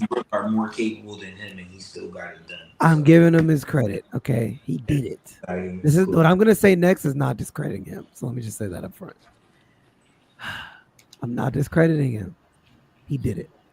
But let's be honest. I almost believe that Gunko allowed herself to get hit. Like, I don't think it was like I can't avoid this type thing. It was like, nah, I felt that. I've argued that same point.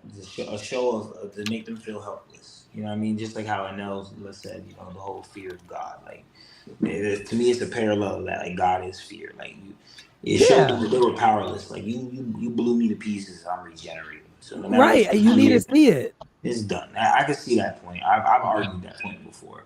I don't take it away from Usopp, but I do think at the end of the day, if she wanted to, she could have not. You know what I mean? Like, if she was could have deflected that. She could have just dodged. Yeah, I do think she could have just dodged like that. She didn't choose to. So. Because I think it was a showing of like, because the first attack was Nami, which shout out to Nami Noms, because she attacked first. But the first attack was Nami Noms, which got deflected. The second attack was Usopp, which blew her up. But I think she was trying to show that, one, You can't No, hurt. the attack from Nami didn't blow her up. She reversed it back. No, that's what I said. That's what I said. Yeah, Yeah. Nami's was deflected and Usopp's blew her up. Yeah. I think she was trying to show that your attacks can not only not touch me for what that's the first attack, they can't kill me either. I think she was trying to go in that order, which is why in my head I think she allowed herself to get hit by Usopp to show them like I can deflect your attacks and I can also regenerate. So like you should probably just go ahead and give up. This is not me taking anything away, by the way. He still did it. It's still a feat. I'm just saying like let's just pump That's how, it. to me, it reminded me of the same moment in Skypiea when Enel was messing around with that shit. Yeah, when he did the thing to Nami, right? And then he said, and not even that. When he was messing with the Shandorian, and then he was like, "I'm gonna give you this amount of seconds to kill me."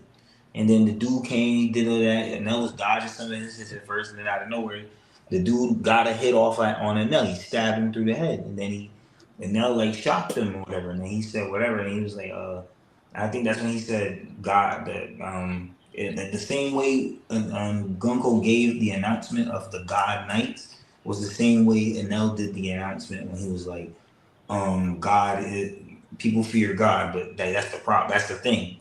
God is fear. Like it was the same type of. That's why I said the whole Skypiea shit is still a callback to now. Yeah. Like to me, it's still a bunch of parallels because it's the same type of moments happening, just on a bigger scale. You know what I mean? So you're powerless. It's like Reese said, to Reese's point. You can't. I can dodge your hits, and even if you land one, what does that mean? What does that really amount to? Like it's nothing. I can heal. Right. No. Valid. Oh, valid. Bro says I'm still in the mode of Usopp, Nami, and Chopper getting loner conquerors hockey for Nika Luffy. I don't know about that, brother. It's a reach. It's a reach that you'll stay with by yourself. Maybe loner powers, like you were saying, Nika.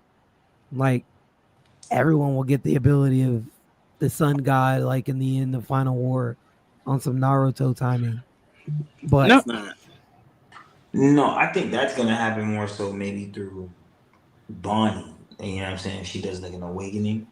You know what I'm saying? Like if she was to actually she does this like how she made everybody go to see how she made Chopper, Luffy, Jinbei all go to different versions of them. She'll just put them into not Luffy, he's already doing it, but she could put Jinbei, Chopper, and whoever else is around into their freest form. Same as her. And then boom. You know what I'm saying? Because her ability technically already can do that. She just needs to master that form now. I'm not tripping. Oda, was it an Oda drawing or a fan drawing of everybody as Gear 5? That's a fan drawing. Oda has played with it because he's drawn Usopp in the Usopp art gallery shit. He's drawn Usopp like Gear 5, doing Gear 5 laugh with the Gear 5 hair and all of it. I would say also the artist that you're thinking of that did all the Straw Hats is like Gear 5. He's a popular Japanese YouTube artist, so Oda might be aware of that. Yeah. He's done multiple. He's done like 2 sets. Yeah. Of the Gear 5 shit of the Straw Hats. Both fires. But yeah, Oda might be aware of that. Like I said, the Usopp gallery shit, and then he already got Bonnie doing it. That was my theory I told you about a while ago. My Gum Warrior theory. I do think that's still happening. You know what I mean? Yeah. Part 1 has been accomplished, and that's just one other person being able to do it besides Luffy. And now part 2 is like a few other people now. Like, who knows? Maybe some of the Straw Hats. Boom. Yeah. Okay. Nico, what's your thoughts on the chapter, bro? Man, we ain't even gotten to you yet. I had said it first when I had came in. I had gave my explanation since I had came in early. I just said it was a 9 out of 10. It was dope, a lot of lore. Ain't nothing new added to it. More depth on Dragon, and just more of an outlook on what's going on. But that's really all I said. Chapter. I pretty much said everything as I was talking. I will say this though. I was watching Dawn and Dusk, the Japanese translator. Their theory, they got a new theory. They think that the new theory they think is that the Buccaneers were actually a rock band, like idols, how they have in One Piece, and how Brook is the idol, and how have like the Kuja Pirates, their idols. He thinks that the Buccaneers were a set of idols. You know what I'm saying? You got the Buccaneer blood too, but he thinks overall they were a set of like overall idols, people that were making music and whatnot, blase blase. So just wanted to put that in the air. How y'all feel about that? Where is he coming from? Like, does he have something? Yeah, he got a few things in it. I'm gonna be honest with you.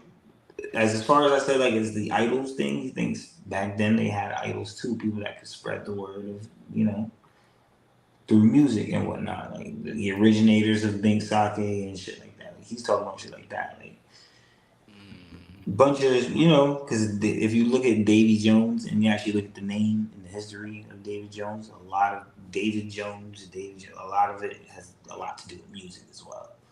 So he's tying that all together, and he may not be wrong. Film Red was about a whole superstar. Don't be fooled, man. You feel me? Film Red was about a whole superstar that wanted to change the world just like a pirate or a revolutionary. Had her own vision and everything. So you never know. I just wanted to throw that out there. I thought that was very interesting. I don't know if I believe in it, but hey, Nika, you my bro, but I hate that movie with a fucking passion. Let's keep the One Piece musical talk to a minute. Nah, but it's very. I know. That's what I said. I fuck with you. You like to say that Shanks is in the abyss and all that, right? Well, I don't know how it's gonna play out, but I do think the fact that we had to defeat Top Musica in one world and then simultaneously do it within another world as well. I do think in One Piece, for what the movie explained and how Oda parallels movies all the time and then get in the canon, I could see somebody might need to be in the abyss and then somebody might need to be in reality, and we might need to be banging it out on both sides. That is not above approach. I definitely think that's something that may have to happen in the series of One Piece. The abyss is a whole world we know nothing about right now. All this shit about Davy Jones' locker and all that. Like, you know what I mean? What if Blackbeard's fruit is a tap in a hacks to embody that? Like, you know what I mean? Like, we don't know. And we don't know the origins of that. Like, if the abyss is darkness, who's to say Blackbeard can't be tapped into it? Right. There's mad questions, you know what I'm saying? But that's just how I'm feeling about it. Because Well, I was gonna ask if y'all think Davy Jones is like chained to the One Piece treasure, because we know that he is chained to treasure, like at the bottom of the sea. That's a part of his lore. Like, okay. I would say if we're gonna do that, I think it might be a nuance to being chained to the treasure in the sense of like his will or like his lineage might be chained to his will to the treasure and whatnot.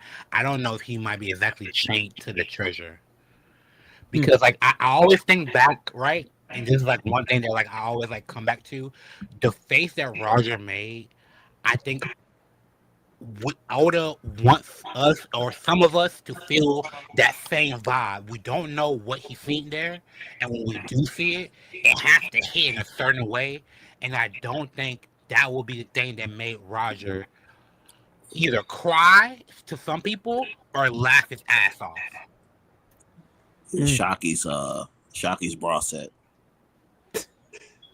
Shaki's bra set? Maybe. You thought it was in a treasure box?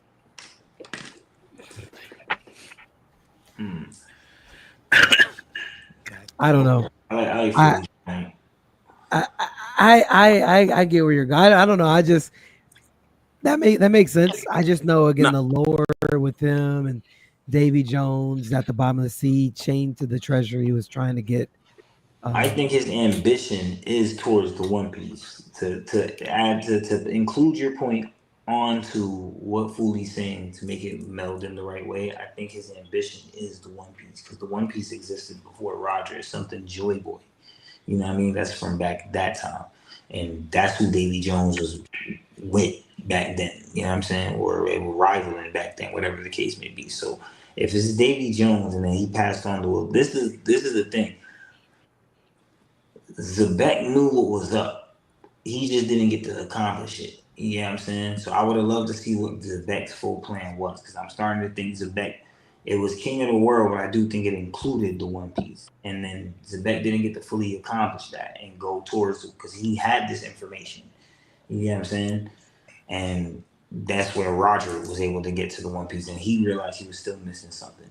And Zebek had the plan to have that something. Remember, he said Harold would be the person that could awaken the fruit and all that. So that was already included in Zebek's plan. He wanted the One Piece, but he never got to it. That's why I always say they were after the same thing. They just did it in two different ways. One was a Morganeer, one was a Peacemaker. You know what I mean? That's how I look at it. But I say all that just to say, as far as it goes for Blackbeard, he understands that you do need the One Piece, and he wants to be king of the world as well. I think we're gonna fully see what this plan was through Blackbeard, but he's gonna add his own twist to what the plan was.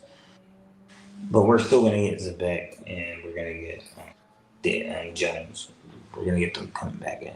I definitely do think they're coming back. Them three skulls, them three skulls on his flag are for that reason. I can see that.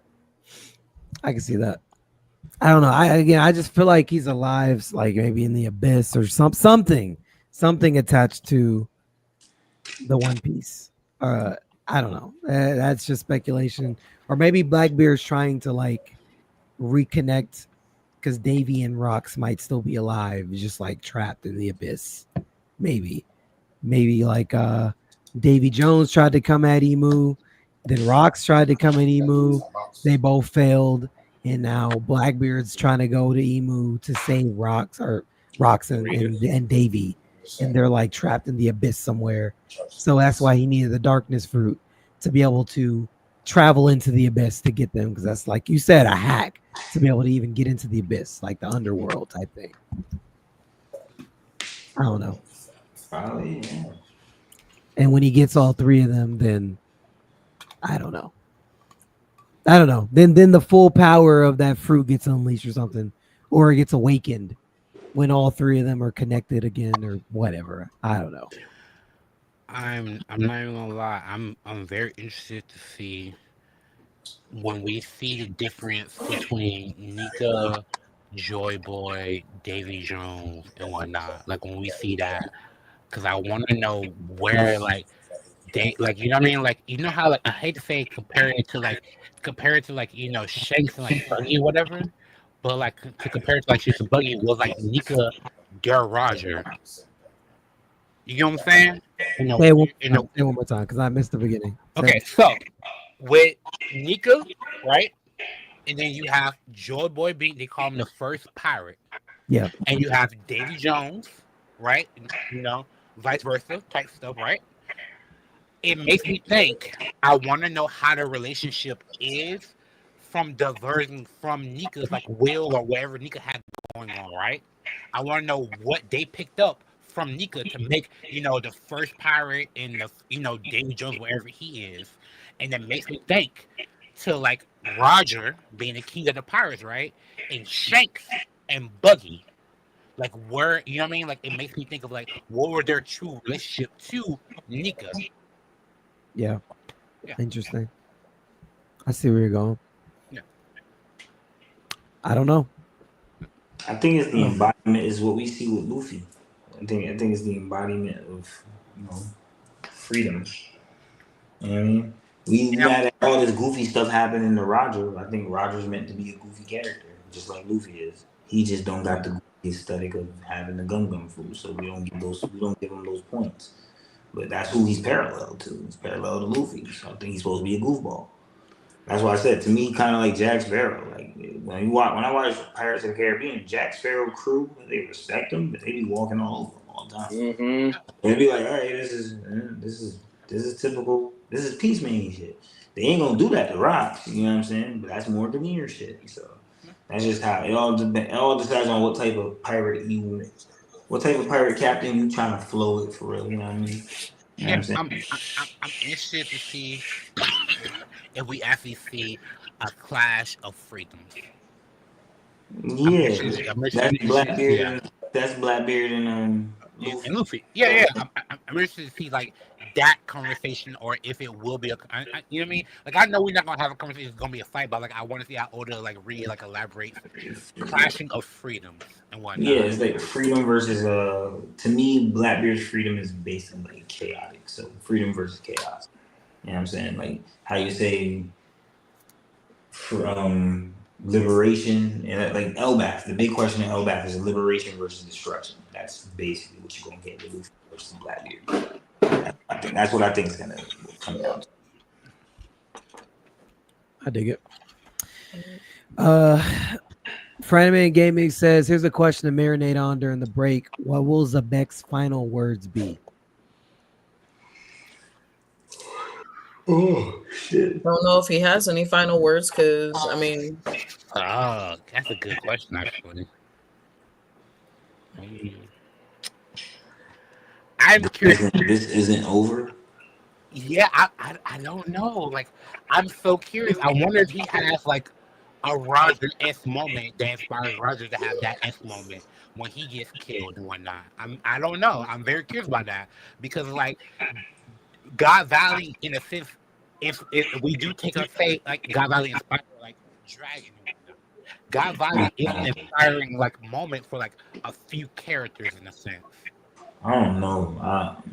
Maybe I'm high or something. I started thinking about that shit, man. It's about to end bad. It's about to be sad for us, bro. It is because like he out here trying to even get double team Mollywop.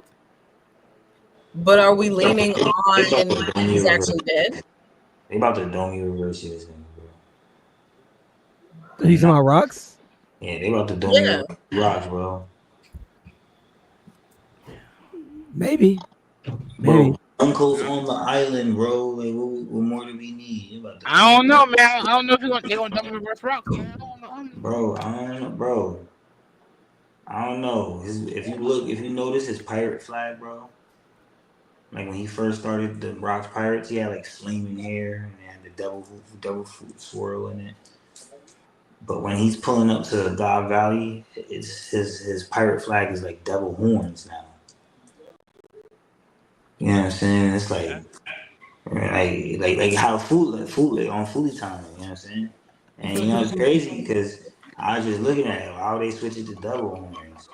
Because at first I was wondering, well, he had flaming hair. What the devil fruit they gonna do? I thought they retconned the flag. I thought it was a new flag. And then when he pulls it, I was really waiting to see that. He pulled up God Valley. His flag is still the same. It's not the same. It's gone back to the devil horn version. I feel like that's representation for something, bro. Like, I feel like your flag really defines you, like, in a way, and we haven't got to see that part of him. Like when I look at Roger's flag, it makes me think of Roger getting the Gum fruit. Like if he would have waited, he was too early. He didn't have the Gum fruit. If he would have had it, boom, red hair, Shanks. We got the fucking Slash. Teach. You got 3 skulls. We over here theorizing everything in the motherfucking world for it. Rocks, bro. That's my dog, bro. He got devil horns on his flag. Gunko is on the island. Emu about to flip shit. They about to. Why else would Roger and Garp have to team up to defeat this guy? Right. First of all 3 of them are relative. You don't need no hardcore 2v1 period. You know what I'm saying? But if remember, my speculation at first was that he got a devil fruit. I think that's up in flames, bro. I think they don't need reversing. He said it. He literally says it. As long as my wife and child are safe, I don't care what happens to me. Mm-hmm. Bro, they're in the hunting games right now, bro. People are throwing knives at your kid and your spouse, bro. Like, nobody gives a fuck. Mm-hmm. He's gonna get here and he's probably already gonna be on 10. He already ran and left them niggas. You know what I'm saying? They about to dummy reverse these niggas. They don't dummy reverse these niggas, then good. But I think I'm actually thinking about this story. I'm actually getting sad over here, bro. About to dummy reverse these niggas. I have a question. I mean, I know we're like I know your theory is like rock skin dummy, reverse and whatnot. How would you feel, right? If it was, this is wild. This is what different wild take. But like, if it was like, Roger and Garp, it was dummy reverse, and it took Rocks to knock them out of it, and he died doing that. I know that's like a very almost hero-esque type thing, but I'm not trying to do that. But like, what if that is the thing? Wow, that would be crazy. If that happens, there's no saving no Roger or Garbage Ender after this. That would be crazy. That would be crazy. Yeah. Yeah. Top one for sure.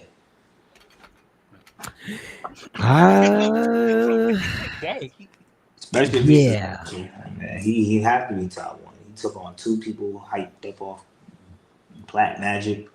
Telling you. And got them right. Yeah. If it goes down like that, I don't think it goes down like that. I don't think it goes down like that, but like I just want to throw that out there, you know what I mean? Yeah. Zozo says he will have a white beard moment. He's talking about Rocks, I guess, in his final words. I don't think so, man. I don't know. I'm hoping it's a Roger moment, if anything. I'm not gonna lie. I don't think I would want it to be a moment like that, but I don't think it's gonna be no moment. I think it's just gonna be a moment for those people that are there to see. You know what I'm saying? And there's not a lot of people there to see. They already killing everybody. You know what I mean?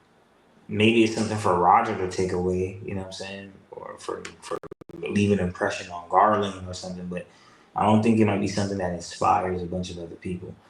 And the only reason why is because the way they end it is like they make it seem like a bunch of people betray Rocks. So I don't think there's no, you know what I mean? I don't know. You know, that's what I'm saying. He might get dummy reversed. You know what I'm saying? I don't know. We talking about I don't know, bro. If Emu got the body and all that, why Emu ain't the best way for Emu to do that is dummy reversing, nigga. You know what I mean? Keep them on storage for later when you're done. Right. Just saying, we gonna be saying shit. You know what I mean? That's how you make that shit possible. You gotta say it, yeah. Don't reverse it, you know what I'm saying? Gunko is there, bro. What not? I ain't gonna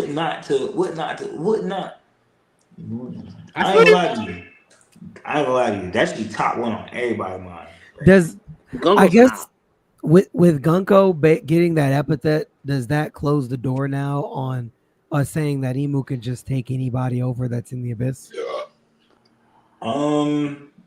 I personally think Gunko is there because Emu took a personal liking to whoever Gunko was when Gunko found her. Okay, so you think the door is still open? Because I think Emu could probably do it for other people, but there's a particular reason why Emu's choosing to do it with Gunko. Like I think Gunko is like a preferred plaything. Yeah, I'm going with Nika. Yeah, I'm not gonna lie. Yeah. That's my It could be anybody, but I want this motherfucker. But he loves Gunko's powers. Like, think about the label he gave him. What fully devoted blade of God. Yeah, devoted blade of God. You have. She's not a god knight here. Yeah, she's not a god knight here. She's devoted blade of God. Yeah. Bars. I don't know. That makes me feel like, because like you're not a god knight. That's why I'm like. Do you want to touch God's blade as a knight of God? That's why I'm saying Emu's set here as a vessel. Even the Davy clan's here. They're luring in Rocks. Rocks, you know what's crazy? Rocks just maybe I'm bugging. Rocks just said, he's like, oh, I don't think he told Harold. I don't think this is a trap or anything. I think this is a fate. This is fate at work, and I don't have luck on my side. Blah blah blah blah blah. Oda just put Emu released a bunch of pictures with Emu, a little plushy doll of Emu at the desk, at the writer's desk. Like if Emu's writing a story, bro. I don't think stuff that's done like that on accident. You get what I'm saying? You get what I'm saying too? So Rox is thinking this is not a trap, but in our face, everything is set up for this to be a trap. Like Garland your origins, bro. They know it all. Like they found your shit, bro. It's up to you. You think they don't know? You think they don't know you're gonna come here looking for this?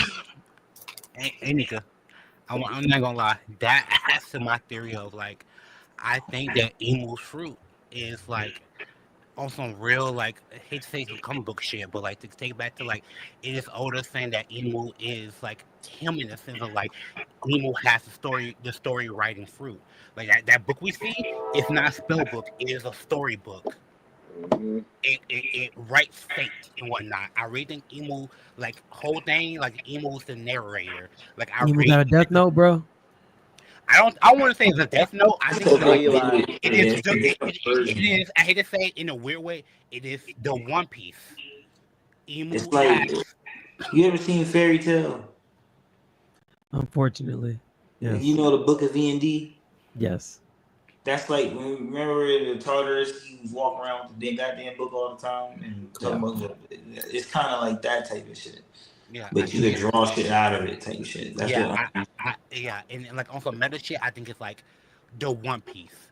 Like emu affects the world of One Piece in like by writing the plot in a sense of like how Rock said, like, oh no, this isn't like, you know what I mean? No, this is just lined up type shit. Like emu wrote that shit to line up, you know what I mean? Like I feel like I feel like emu has a story as like fruit or like a book. I read it. I don't know if it's a fruit. It might just be some other shit. I don't know. Hear me out. This partially goes with my theory because Oda do a lot of shit with the cover spreads. Maybe I'm looking too into it. Maybe I'm theorist. Oda did a cover spread of Luffy sitting down drawing, and all the drawings were like coming to life. You know what I'm saying? Yeah. And I was thinking, and he said One Piece, and Oda was saying that picture books do it. The picture book concept in the world of One Piece does exist. Yes. And I'm thinking the One Piece is what Roger read. It was a book, and I think you read the book. I think the shit that you're reading comes to life, and you're watching the story. Because I was always trapped between the theory of the One Piece is either a movie or it's a book. And I think this is how this is my way of making the two things be the same fucking thing. Yeah. So I think that's what I think. That's my theory right now. Because I think it's very interesting that Oda did a color spread of the drawings and they come to life. And Luffy can't really draw like that. So the pictures look kind of crazy. And when Luffy draws Nami, he draws her like as a mermaid fish. And that's how he drew Nami. He drew Luffy. He drew Zoro with like 3 sticks, which is like 3 swords. But the picture was coming to life. When I find it, I'm gonna send it to you. I'm gonna show you. Send me that, man. Yeah. I'm gonna send it to you. Cause like Nika is like hitting it. Like that is where like my theory kind of like based from and like comes from and whatnot. That's why I'm like, I feel like I don't know what yet.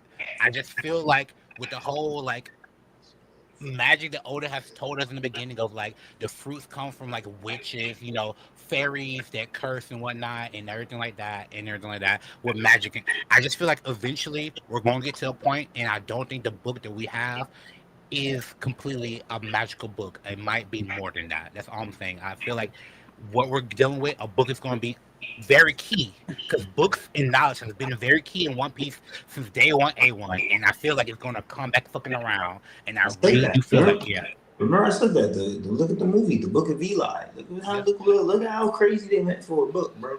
Sound like you're gonna be able to read that book. Look at O'Hara. Look at the means they went to destroying O'Hara because it had so much knowledge and books. You know what I'm saying? I feel like the One Piece is gonna be just like that, bro. Like the same thing I was talking about just now with the concept of picture books being in the world of One Piece. It was in the SBS, and the guy asked, so Oda, has Kaido ever read One Piece? Kaido did not answer One Piece. Oda did not answer his question. So when Oda ducks and dodges shit like that, I think there's truth to it, and I think that's the perfect way. You're reading the One Piece. I think it's a picture book, but the pictures come to life. You know what I mean? I do think that's what enabled this shit to be funny and be laughed at. So it's like a world history. And look how we're learning about world history on the mural right now. Pictures, a children's pictures, bro. And like I said, when Luffy draws, it's like a kid's pictures. So maybe it was something Joy Boy drew. He wasn't such a great artist. You get what I'm saying? Like, I don't know. Like, maybe his friend had a fruit in this and left in the building. Maybe it is a fruit. Fruit. So you never know. It could be a fruit. It could be some magic shit. It can be whatever. But I think that's where I'm going for the One Piece. Right? Yeah, that's Pick the book that comes to life. Yeah, I really am solidified on that. Like, yeah, I really am. That's how you learn the history. That would explain Long Ring Long Land, why everything looks like that. You know what I'm saying? Yeah. As I'm like, yeah. Because it looks goofy and like comical and like it literally looks like something that Luffy would imagine up in his head, if I'm being honest. Everything on that island. Yeah. You could say it like this, right? You could say it like this. Luffy either one by one went around in Gear 5, or Joy Boy one by one went around in Gear 5 and just stretched everything out via his awakening. Or he's really tapped into what the powers of Nika are, and he, like you said, thought it out in his head. Because I guess, like, remember that overdrive theory I let y'all watch? Luffy's only part of the power still. We don't know the other part of the power, how great the Toon Force could actually be. He's not manipulating it at its full potential right now. If right now he's like 50% tapped in, I'd say, if not less. You know what I'm saying? So and like the Toon Force is very much like in a lot of like fiction and whatnot. When people have their Toon Force, you have characters like Deadpool that break the fourth wall, that go against like the storyline itself or the creator and whatnot. And I think that like if you say Imu has creator S ability, Luffy having Toon Force is the impetus of that. Yeah, makes sense. Oh man, wow. Let me see. My rating to 10 out of 10 on the chapter.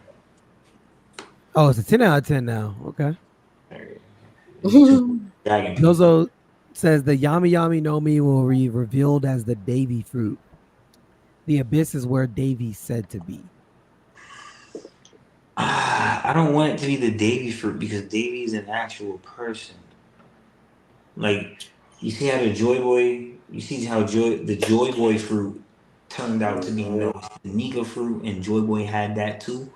I want the Yami to be revealed to be, I'm where you at, but it can't be a Davy fruit. It gotta be something else. But Davy was the one who had it before. It could be some shit like that. I'm completely with that. You know what I'm saying? Otherwise, to me, the construct wouldn't make any sense, because then why? That means Davy would have to go way back toward the first world, not even just the second world. Because as far as we know, Joy Boy and Davy Jones, they only date back to 800 years, which is second world vibes. Yeah, that's second world vibes. Nika is first world. You know what I'm saying? That's what I'm thinking. Nika is first world. You know, I gotta read back the mural text, but you know, it's been a while since we really brushed that over. But yeah, get where I'm coming from. Yeah. So we think Rox is dead then? No. I don't think so. This is gonna end sad for him. But and if he's dead, he's gonna come back. So he's, bounties are to be reissued. Yeah, no, he's very much alive. Very much alive. In spirit, for sure. I mean, he told Emo he was coming back. Yeah. Yeah. I was gonna ask for Loki, because I'm just sitting there thinking about how he was too strong. No one in the village could take him out, apparently, after he killed his dad and left the island, and Shanks had to capture him. Could it be? I know we're going on this everyone's Domi Reversi thing, but could Loki have been Domi Reversi? I know we were thinking that Harold was, and Loki had to take him out. Could Loki have been Domi Reversi, which is partly why he doesn't want to remember that day, because he didn't even have control over killing his father, and that strength boost that he got is the reason why everyone could not take him out, and partly why Shanks had to be the one to take him out. Interesting thought. I don't think it's Loki, because Conqueror's Hockey wave was felt by Loki. Like, they was like, what the hell is that? Like, they ran into the room. They felt the wave of Conqueror's Hockey. I think Shamrock and Gunko might have been in the room. Yeah. I could be wrong though, but I think they were there. I could dig it.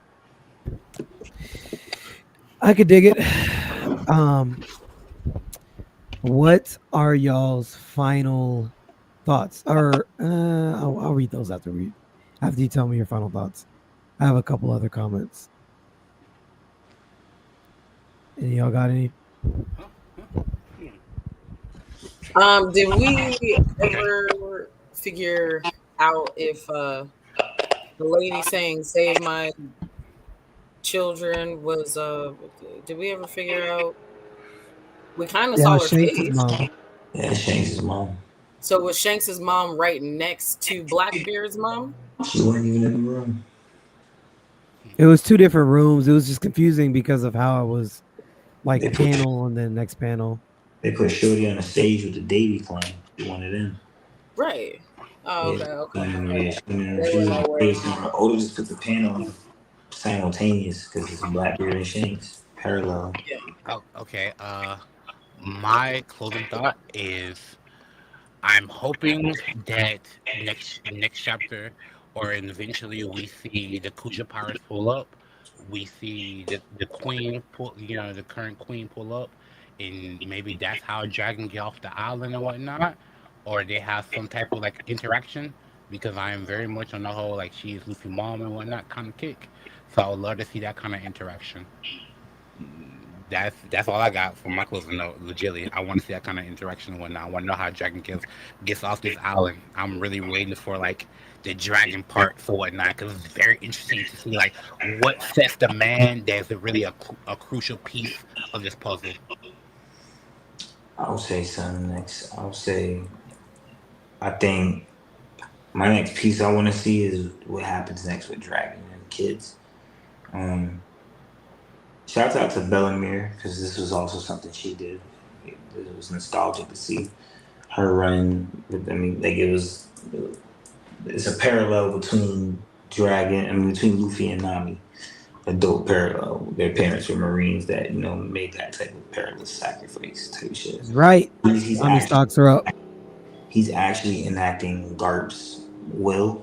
And he's still doing. I know we don't like Garp, but Dragon's doing Garp's influence right now. You save the kids. You know what I mean? That's what you do. That's what Garp said you do. You save the kids, and that's what Dragon is doing right now.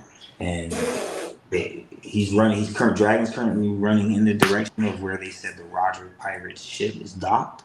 So I hope next chapter we get to see, him getting ready to like start stashing the kids away. Maybe he stashed Shanks here, and then he's going with Shamrock, and then maybe Garland catches him up, and Garp right there, and there's like some weird interaction that has to happen between them. That'd be nice and spicy. I would like that for the narrative. But that's my thoughts. Okay. Dragon starts. Yep. I'm pretty much on the same page. I really want to see what happens with my dude Dragon. Dragon gonna be put on my roster now. Yeah, Son saved Kuma and Ivankov. He saved all of them. If he wasn't there, that Celestial Dragon would have blitzed all three. Bah, bah, bah. Just like they was doing. Which is because to your point, he saved all of them, and then they all became revs or work with him in some capacity.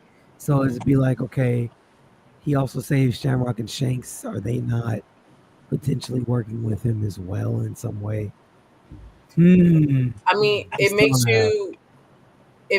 to me, or I'll say I won't say you, but it makes me think that Dragon is just like Garp in that regards. Like whoever you guys touch children that eventually go off and do these big feats. And in connection, the hands of fate and the winds of fate. The winds of fate, yeah. I mean, listen. That's why I think Blackbeard saved. Kuma saves Blackbeard because Kuma has the hands of liberation, and Blackbeard goes on to have a technique called liberation. So I think that'd be poetic as hell. I mean, obvious. Yeah, I want to know who saves little Blackbeard with his cute little self. But then Kuma would have to be a Blackbeard victim because, you know, Kuma's gonna have to die by the hand of Blackbeard. He's already basically dead, but Blackbeard would have to, you know, finish the job. Blackbeard's big next victim is Kizaru, bro. Yeah, okay, I can see that. Hopefully not, but because Kizaru's coming around, I don't want to see him go. Man. I liked his moment with Akainu. Act up, bro. I don't want to see him go. Not like this, bro. I know it's coming, but remember what's the first thing Blackbeard told Ace? He said my darkness could even swallow. Like not even light can escape it. Remember that, bro. Very first thing he said. Remember that, bro. Well, his dad did kill a admiral, so I guess it's about time, Blackbeard. We need it. I'm telling you, we need it. I'm telling you, it's coming in. It's late. Then on top of that, we need an execution platform, bro. We need a place to put Garp. That's true. We gotta set up the buggy and cost in that live stream, bro. I don't want to see Garp die. I do like Garp, you know. Not for the same reasons as Zod, but I do like Garp, but I don't know. I like the monkey clan kind of got me in a chokehold right now, so we'll see. Yeah, Garp stocks are down. Go ahead and sell them off and take your loss because I'm not gonna hold you. To be honest, I wouldn't even say that though, because, and I hate to reference Za, but to point out what Za was saying, I mean, you can't really discredit the man when he got ops on. You don't have to clap to that. I don't want to credit you. You just have to. Raspberry. I don't even know what point you're crediting. You know, like, wait, what did you say? I didn't even hear. Garp is a dragon imp skill, so it's all good. Well, I was saying, like, when it comes to Za, you know, what he was saying earlier, when it comes to Garp, all of his mentees, his family, they're all in different parts of the chessboard right now in very, very high positions. So, you know, to me, you can't discredit Garp when it could have been a part of his plan all the time to do that, since he really doesn't like the Marines anyway. I think that's a crazy fuck. I'm sorry, Strawberry. I'm not. I was gonna let that one ride. They don't like Garp, so they're never gonna. I was gonna let that one ride, Strawberry. That's crazy. Well, wait. How is it crazy now when we were talking about it earlier, though? No, okay, that's what I'm trying to say. They don't like Garp, so don't listen to them. No. The way you're framing it is not the way we were talking about it. We were just saying that that was true, but you're making it into something that I'm not with. I'm not gonna sit here and say, I gotta give him some credit because maybe it was his plan for everyone to leave. Nah. But it doesn't make sense though. How come every other admiral, every other vice admiral, their little mentees don't do all that? Garp is literally the only one that has mentees, children, grandchildren doing all types of stuff. And like I said earlier, he doesn't technically stop Luffy from being a pirate. He could. We know the extent of his abilities. He could have put Luffy in his grave by now. He could have put Luffy down himself if he really cared that much. And I don't think he's being neutral, because by him not doing anything is him making a choice. So I don't think he's neutral on this. I think he's letting Luffy do all the stuff that he's doing. He's letting Dragon do all the stuff that he's doing. He's letting these people that he cared so deeply about, he's letting them do this stuff because he could have been took them out. Let's be honest. He could have took them out by now. You're right. You're right. Yeah. So he can't take out Dragon though. He chooses when to be active. Hey, what, Fully? He chooses when to be active. He chooses when to be active. Yeah. Okay. Because again, he could have, and we can take it back to Ace as well. He could have done something when it came to Ace. And he chose He not did to. choose not to. He chose Ace not wouldn't to. accept Yes, the help. was it Sengoku that was holding him down? Sengoku held Garp down. Yes. Yeah, and he was just like, "Man, you better continue to hold me down." No, you could have pushed that. You could have pushed him off of you. You could have pushed him off. Exactly. You could have pushed him off of you if you really wanted. Raspberry, I'm agreeing with you. I'm agreeing with you. Also, even going for that, Ace would never accept the Ace Garp's help. That's not. Another cop out. You don't know that. You do not know that. And it didn't matter anyway, though. It didn't matter. It doesn't matter. Garp chose when to be active and when not to be active. Yeah, he was hitting them little dudes upside the head all the time. That's the D way of life. Ace knew that shit. Ace is at fault. Do not blame Garp for that. No, but I'm not blaming Garp. wait, no. He's talking to us. He's talking to us. But regardless, it doesn't matter because Ace didn't accept Luffy's help. Who cares? He still got saved. That's an irrelevant point.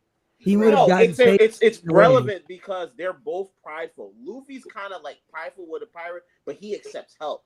Garp and Ace do Hear not me out. accept help. Can I say something then? Yeah, go ahead. Kobe did not want was like, you know what I mean? Like Kobe was excited that they came and whatnot, but he didn't want them to come risk themselves for him and whatnot. Same as Ace and whatnot, but Garp took the initiative and made a decision because he makes decisions when he wants to go and be active for Kobe. Yep. I mean, he has the presidents to do the same thing in pirate situations. Yes. Go off that. Okay. Because for Kobe, it aligns with his moral goals. Thank you. You have to understand. These are conscious. I understand that these are conscious decisions, though. Yes. No. I'm being very consistent. He made the decision not to stop Luffy. He made the decision not to save Ace. He made the decision to go save Kobe. Garp is way more capable, as we have seen. He's way more capable than what people give him credit for. So if he wanted to, he could have put a stop to a lot of stuff. He's choosing not to, which for me means he is choosing a side. Well, okay. I'm gonna say this, and this is gonna be kind of my final piece for it. It negates. Okay. I get what you're saying, and inaction is an action. That's fair in most situations. Mm-hmm. This one's kind of tricky though because he made two inactions, so he can't say that they're both actions. That's all I'm saying, and it's different from the action he did make with Kobe. Like he didn't make an action to save Luffy or to save Ace or to stop Luffy. He didn't do either. So those we can't count those both as actions because they kind of contradict each other. Like because you didn't save Ace, Luffy had to save him. Because you didn't stop Luffy, Luffy saved Ace. I can't say that those are both actions because it doesn't make sense to me. Like he made an action when he went to go save Kobe. That's something he actively did. He literally just didn't do anything at Marineford. And we're seeing that even when he went to God Valley, it's like I'm just gonna show up. Oh, Roger's there. I'll bet. Come on, he should have led with that. Like, I don't really care about them marking innocent people. Who cares? Like, I mean, I care, but I'm not gonna stop them. Like, I am a principled guy, but like, Roger's here, so people can die. I need to fight Roger. That's more important. You should have started with that. Who cares about the Celestials killing the innocents? I'm trying to throw some hands right now. I mean, I'm not gonna look at the death. I'm gonna ignore the screams so I can get some punching going for my own sake. Roger, his inaction is just, it's too great. Like, I'm telling you, I think your mind will change, Strawberry. We're gonna talk about it a year from now when this chapter gets animated and you watch the bloodshed from these people on the ground and the screams, and you see Garp pull up and he walks straight clean past all that. He's like, yeah, I ain't worried about F all that. Where's Roger at? I think your mind's gonna change. I promise you will. Hey, get your ass up. Well, Get it together. Get it together. Well, I don't. I'm gonna be honest for you. I don't think, the whole Ace and like Luffy situation. I don't think they correlate, just because I am talking about like two very different situations. I don't know. Maybe that's just how my brain works. In my brain, again, I put quotes on this. He tried to stop Luffy when he knew he was supposed to. Oh, let me just go see my grandson. That's what he chose to do. He chose to go see his grandson. And oh, wait a minute, I have to catch for you. Let me throw this big cannon at you and try to hit your shit. Yeah. Like that's what we're doing. Like I don't know. I guess I just see it differently. That's just how my brain. I don't see it as an action that he made to try halfway to stop him. I see it as he was just I see him as Fuji in all these positions. Like I should stop him, but I don't want to stop him. So like, do you hate Fuji too? Like, do I hate Fuji? No, I don't hate Fuji. No, I'm saying you're you like that. Fuji too. Do I question him? You're gonna be like, this doesn't make sense and it contradicts. Just let me cook a little bit though before you kill me, Za, because I know you're gonna be like, yeah, that don't make sense. Okay. The difference here, yes, Fuji did not do anything, okay, in that arc. He was conflicted, all that good stuff. But afterwards, he made his choice afterwards, and he just tore the whole system down. He did something after to make up for the fact that you were neutral, because then he actually took a position after the fact. He didn't stay neutral afterwards and say, well, they're bad, but I got to do. No, right after that, he went to Akane and was like, yo, this don't make no goddamn sense, bro. This got to stop. And what happened? Warlord system is abandoned. So, like, it's different when it comes to Fuji with his neutrality. Garp is neutral, and he's neutral. We see he was neutral in the past. We see he was neutral when Luffy was a kid. He was neutral at Marineford. The only time he's not neutral, though, is with Kobe. So it's like, are you standing? If he stayed neutral with Kobe, then it's like, okay, that's just Garp. But that's not you. And you proved it because you stood 10 toes and saved Kobe with all your heart and took everybody and said, F the Marines. Y'all could, whatever happens to me, I don't care. I'm going to stand 10 toes. You switched up and you proved like you don't have any principles. You just kind of like, it doesn't make sense. Fuji's makes complete sense to me. That's all I'm trying to say. That's why I don't feel the same way with Fuji. And I don't really question it because he showed me right after, okay, I will take a stand and this is it. And all I'm saying to this is, I hear what you're saying. Oh no, all I'm gonna say to this is, you gotta understand. Maybe a lot of them learn from Garp's mistakes. That's all I'm trying to say. I agree with you. I didn't question you, but a lot of them might have seen Garp's mistakes and they probably learned from it. But you were all right. I love the fact that you were consistent about it. I'll give you to that. Could you say that that they learn? I don't know. Right now, Kuzan? Kuzan is one of his mentees at this point in time, right? At what point? Right now? Right now. Kuzan's not even in the Marines yet. Oh, okay. He doesn't join for another 6 years, I believe. Oh, isn't that right, Nika? 6 years? Yeah. Oh, okay. So it's just drag. So it's just his son right now. I don't know. I think what Garp is doing makes sense to me for some. It does too. I think Garp's just a life lesson for a lot of Marines. I think he's just like that thing that you can learn from. Like I think that's what it is. I think he's like a folktale. Garp's a folktale for a lot of Marines. I get it. I get like he's either like, yo, you can go away and you can do this. I respect it. But now I'm kind of questioning his superiors, because if he's doing, I can't sit here and say they don't know about Garp. They do know, but why are you letting him do it at this point? Because Garp's a problem. Because Garp's just a wild card. It's like, yo, you really want to put that much effort into taking Garp out? That's a lot of manpower.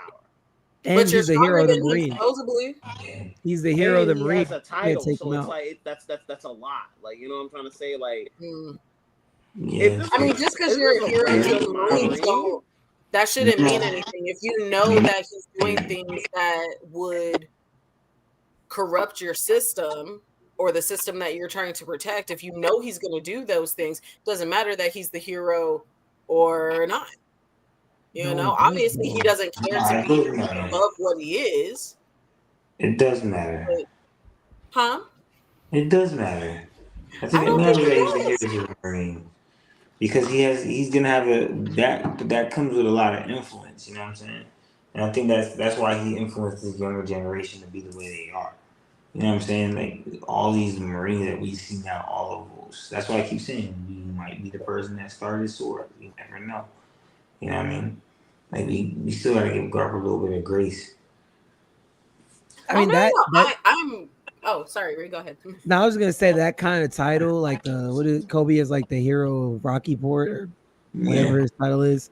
That title is why everyone went so hard for Kobe, even though he's a part of Swords. That's the influence that his name carries. So people are willing to just say F it all. We're just gonna go get him. Like even if he did leave the Marines. So I think the title is relevant because, like Nika said, the influence that backs it. Mm-hmm. And not only inside the Marines, to the whole world. Yeah. Like people love Garp. Oh yeah. People love the Marines. And the Marines, yeah. I don't know. I don't know what Garp does makes sense in my brain. I don't know why. I don't know. It might change as we. I'm telling you, when that thing is animated, Strawberry, I want to talk to you directly because you'll be like, all right, I was tripping. Because you got to watch it. I need you to watch Garp walk past these bodies. We just watched kids getting blown in the back, kids falling off trees on thorns. Garp's walking past all of them. You're like, whatever. I don't know about that too much. I mean, but Where's see, Roger? Can we do a live reaction to this? We have to. I need to see Strawberry's reaction. Man, listen. I'm telling you, that's one of the I'm going to bloodiest be episodes. appalled. I'm going to be appalled. I'm just going to say that. I will be appalled by his behavior, but this is also a younger Garp. So I don't know. Well, okay. I can't say I don't know this Garp, but low-key, I don't know this Garp like that. So I got nothing. I'm sorry. I got nothing. I hear what Nika said. Yeah, I'm with Nika. We're like, we gotta give him some air of grace and whatnot. And I'm damn sure gonna give him that grace. I still don't like his ass. I still feel like he could be more proactive and whatnot. He does look bad. He does look bad though. Yeah, you know what I mean. I feel like he's still proactive. To you guys, like he's my favorite Marine right now. Absolutely my favorite Marine. Bro, you bugging. And like Strawberry, to go back to the point you said about him and Kizaru. It was a Kizaru? Yeah, I think it's Kizaru. Yeah, him and Kizaru and whatnot. I do think he should have been a better mentor. And Kuzan. Kuzan, my bad. Kuzan. Kuzan, I really feel like he should have been a better mentor to Kuzan in a sense and reached out to him when he went through that fault and whatnot. But I do feel like they might have had a conversation where he was just like, do you really want to go up in the ranks, fam? Is that the life you want to live or whatever? And I'm pretty sure he told him, no, I want to change it from the inside, like how you taught me to and whatnot. He was like, okay, go for it, bro. That's you, big dog. And for his mentor not to support him in that moment, might have backed him leaving. That's what I'm saying. We needed a Sanji type retrieval arc for Garp, bro. That's when I needed you to make that action. Because see Kuzan, this dude's too strong. He can't be a wild card out here. We gotta have him on our side. Just like he was saying in the flashback with the Giants. They're strong. I want them on our side, Kong. We just watched him say that 2 chapters ago. I want them on our side because they're strong. You're saying that about them? Kuzan out here freezing oceans when we meet him. walking on oceans, freezing over the water at Marineford. That's his And pupil. you gonna let him He walk? let him He's decide. riding a bike That's his on the pupil. ocean. That's his Like, pupil. He gonna let him just decide chill. his own path. Nah, can bro, tell. I'm not gonna hold you.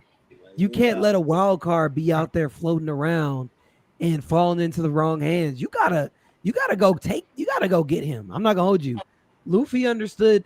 Maybe he didn't understand initially, like the ramifications of letting Sanji marry into Big Mom's family. Maybe he was just, I want my boy back. But the broader picture for that was, I can't just let Sanji fall out here under the wrong influence, on the wrong hands. This is gonna come back to bite me. I gotta get him back now. Because if I don't get him back now, I'm effed. Not only because I need him as my cook, but like, bro, if he links with Big Mom, that's an issue for me. I can't just let him roll out as a wild card. He's too strong for that. I think it's the same thing that Garp should have, that same energy should have been with Garp for Kuzan. Nah, gotta let him go. And maybe they're kind of like what Fuli was saying. Maybe there was a real conversation that needed to be had.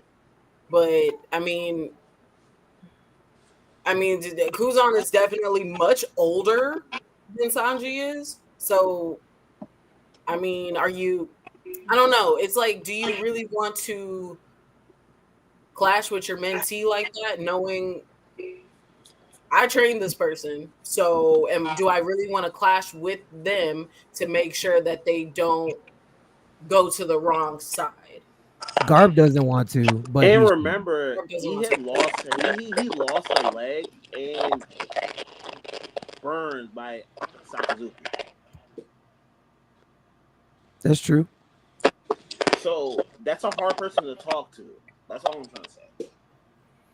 I'm not saying it's ever going to be easy. I mean, listen, when you are trying to disciplining children is hard work.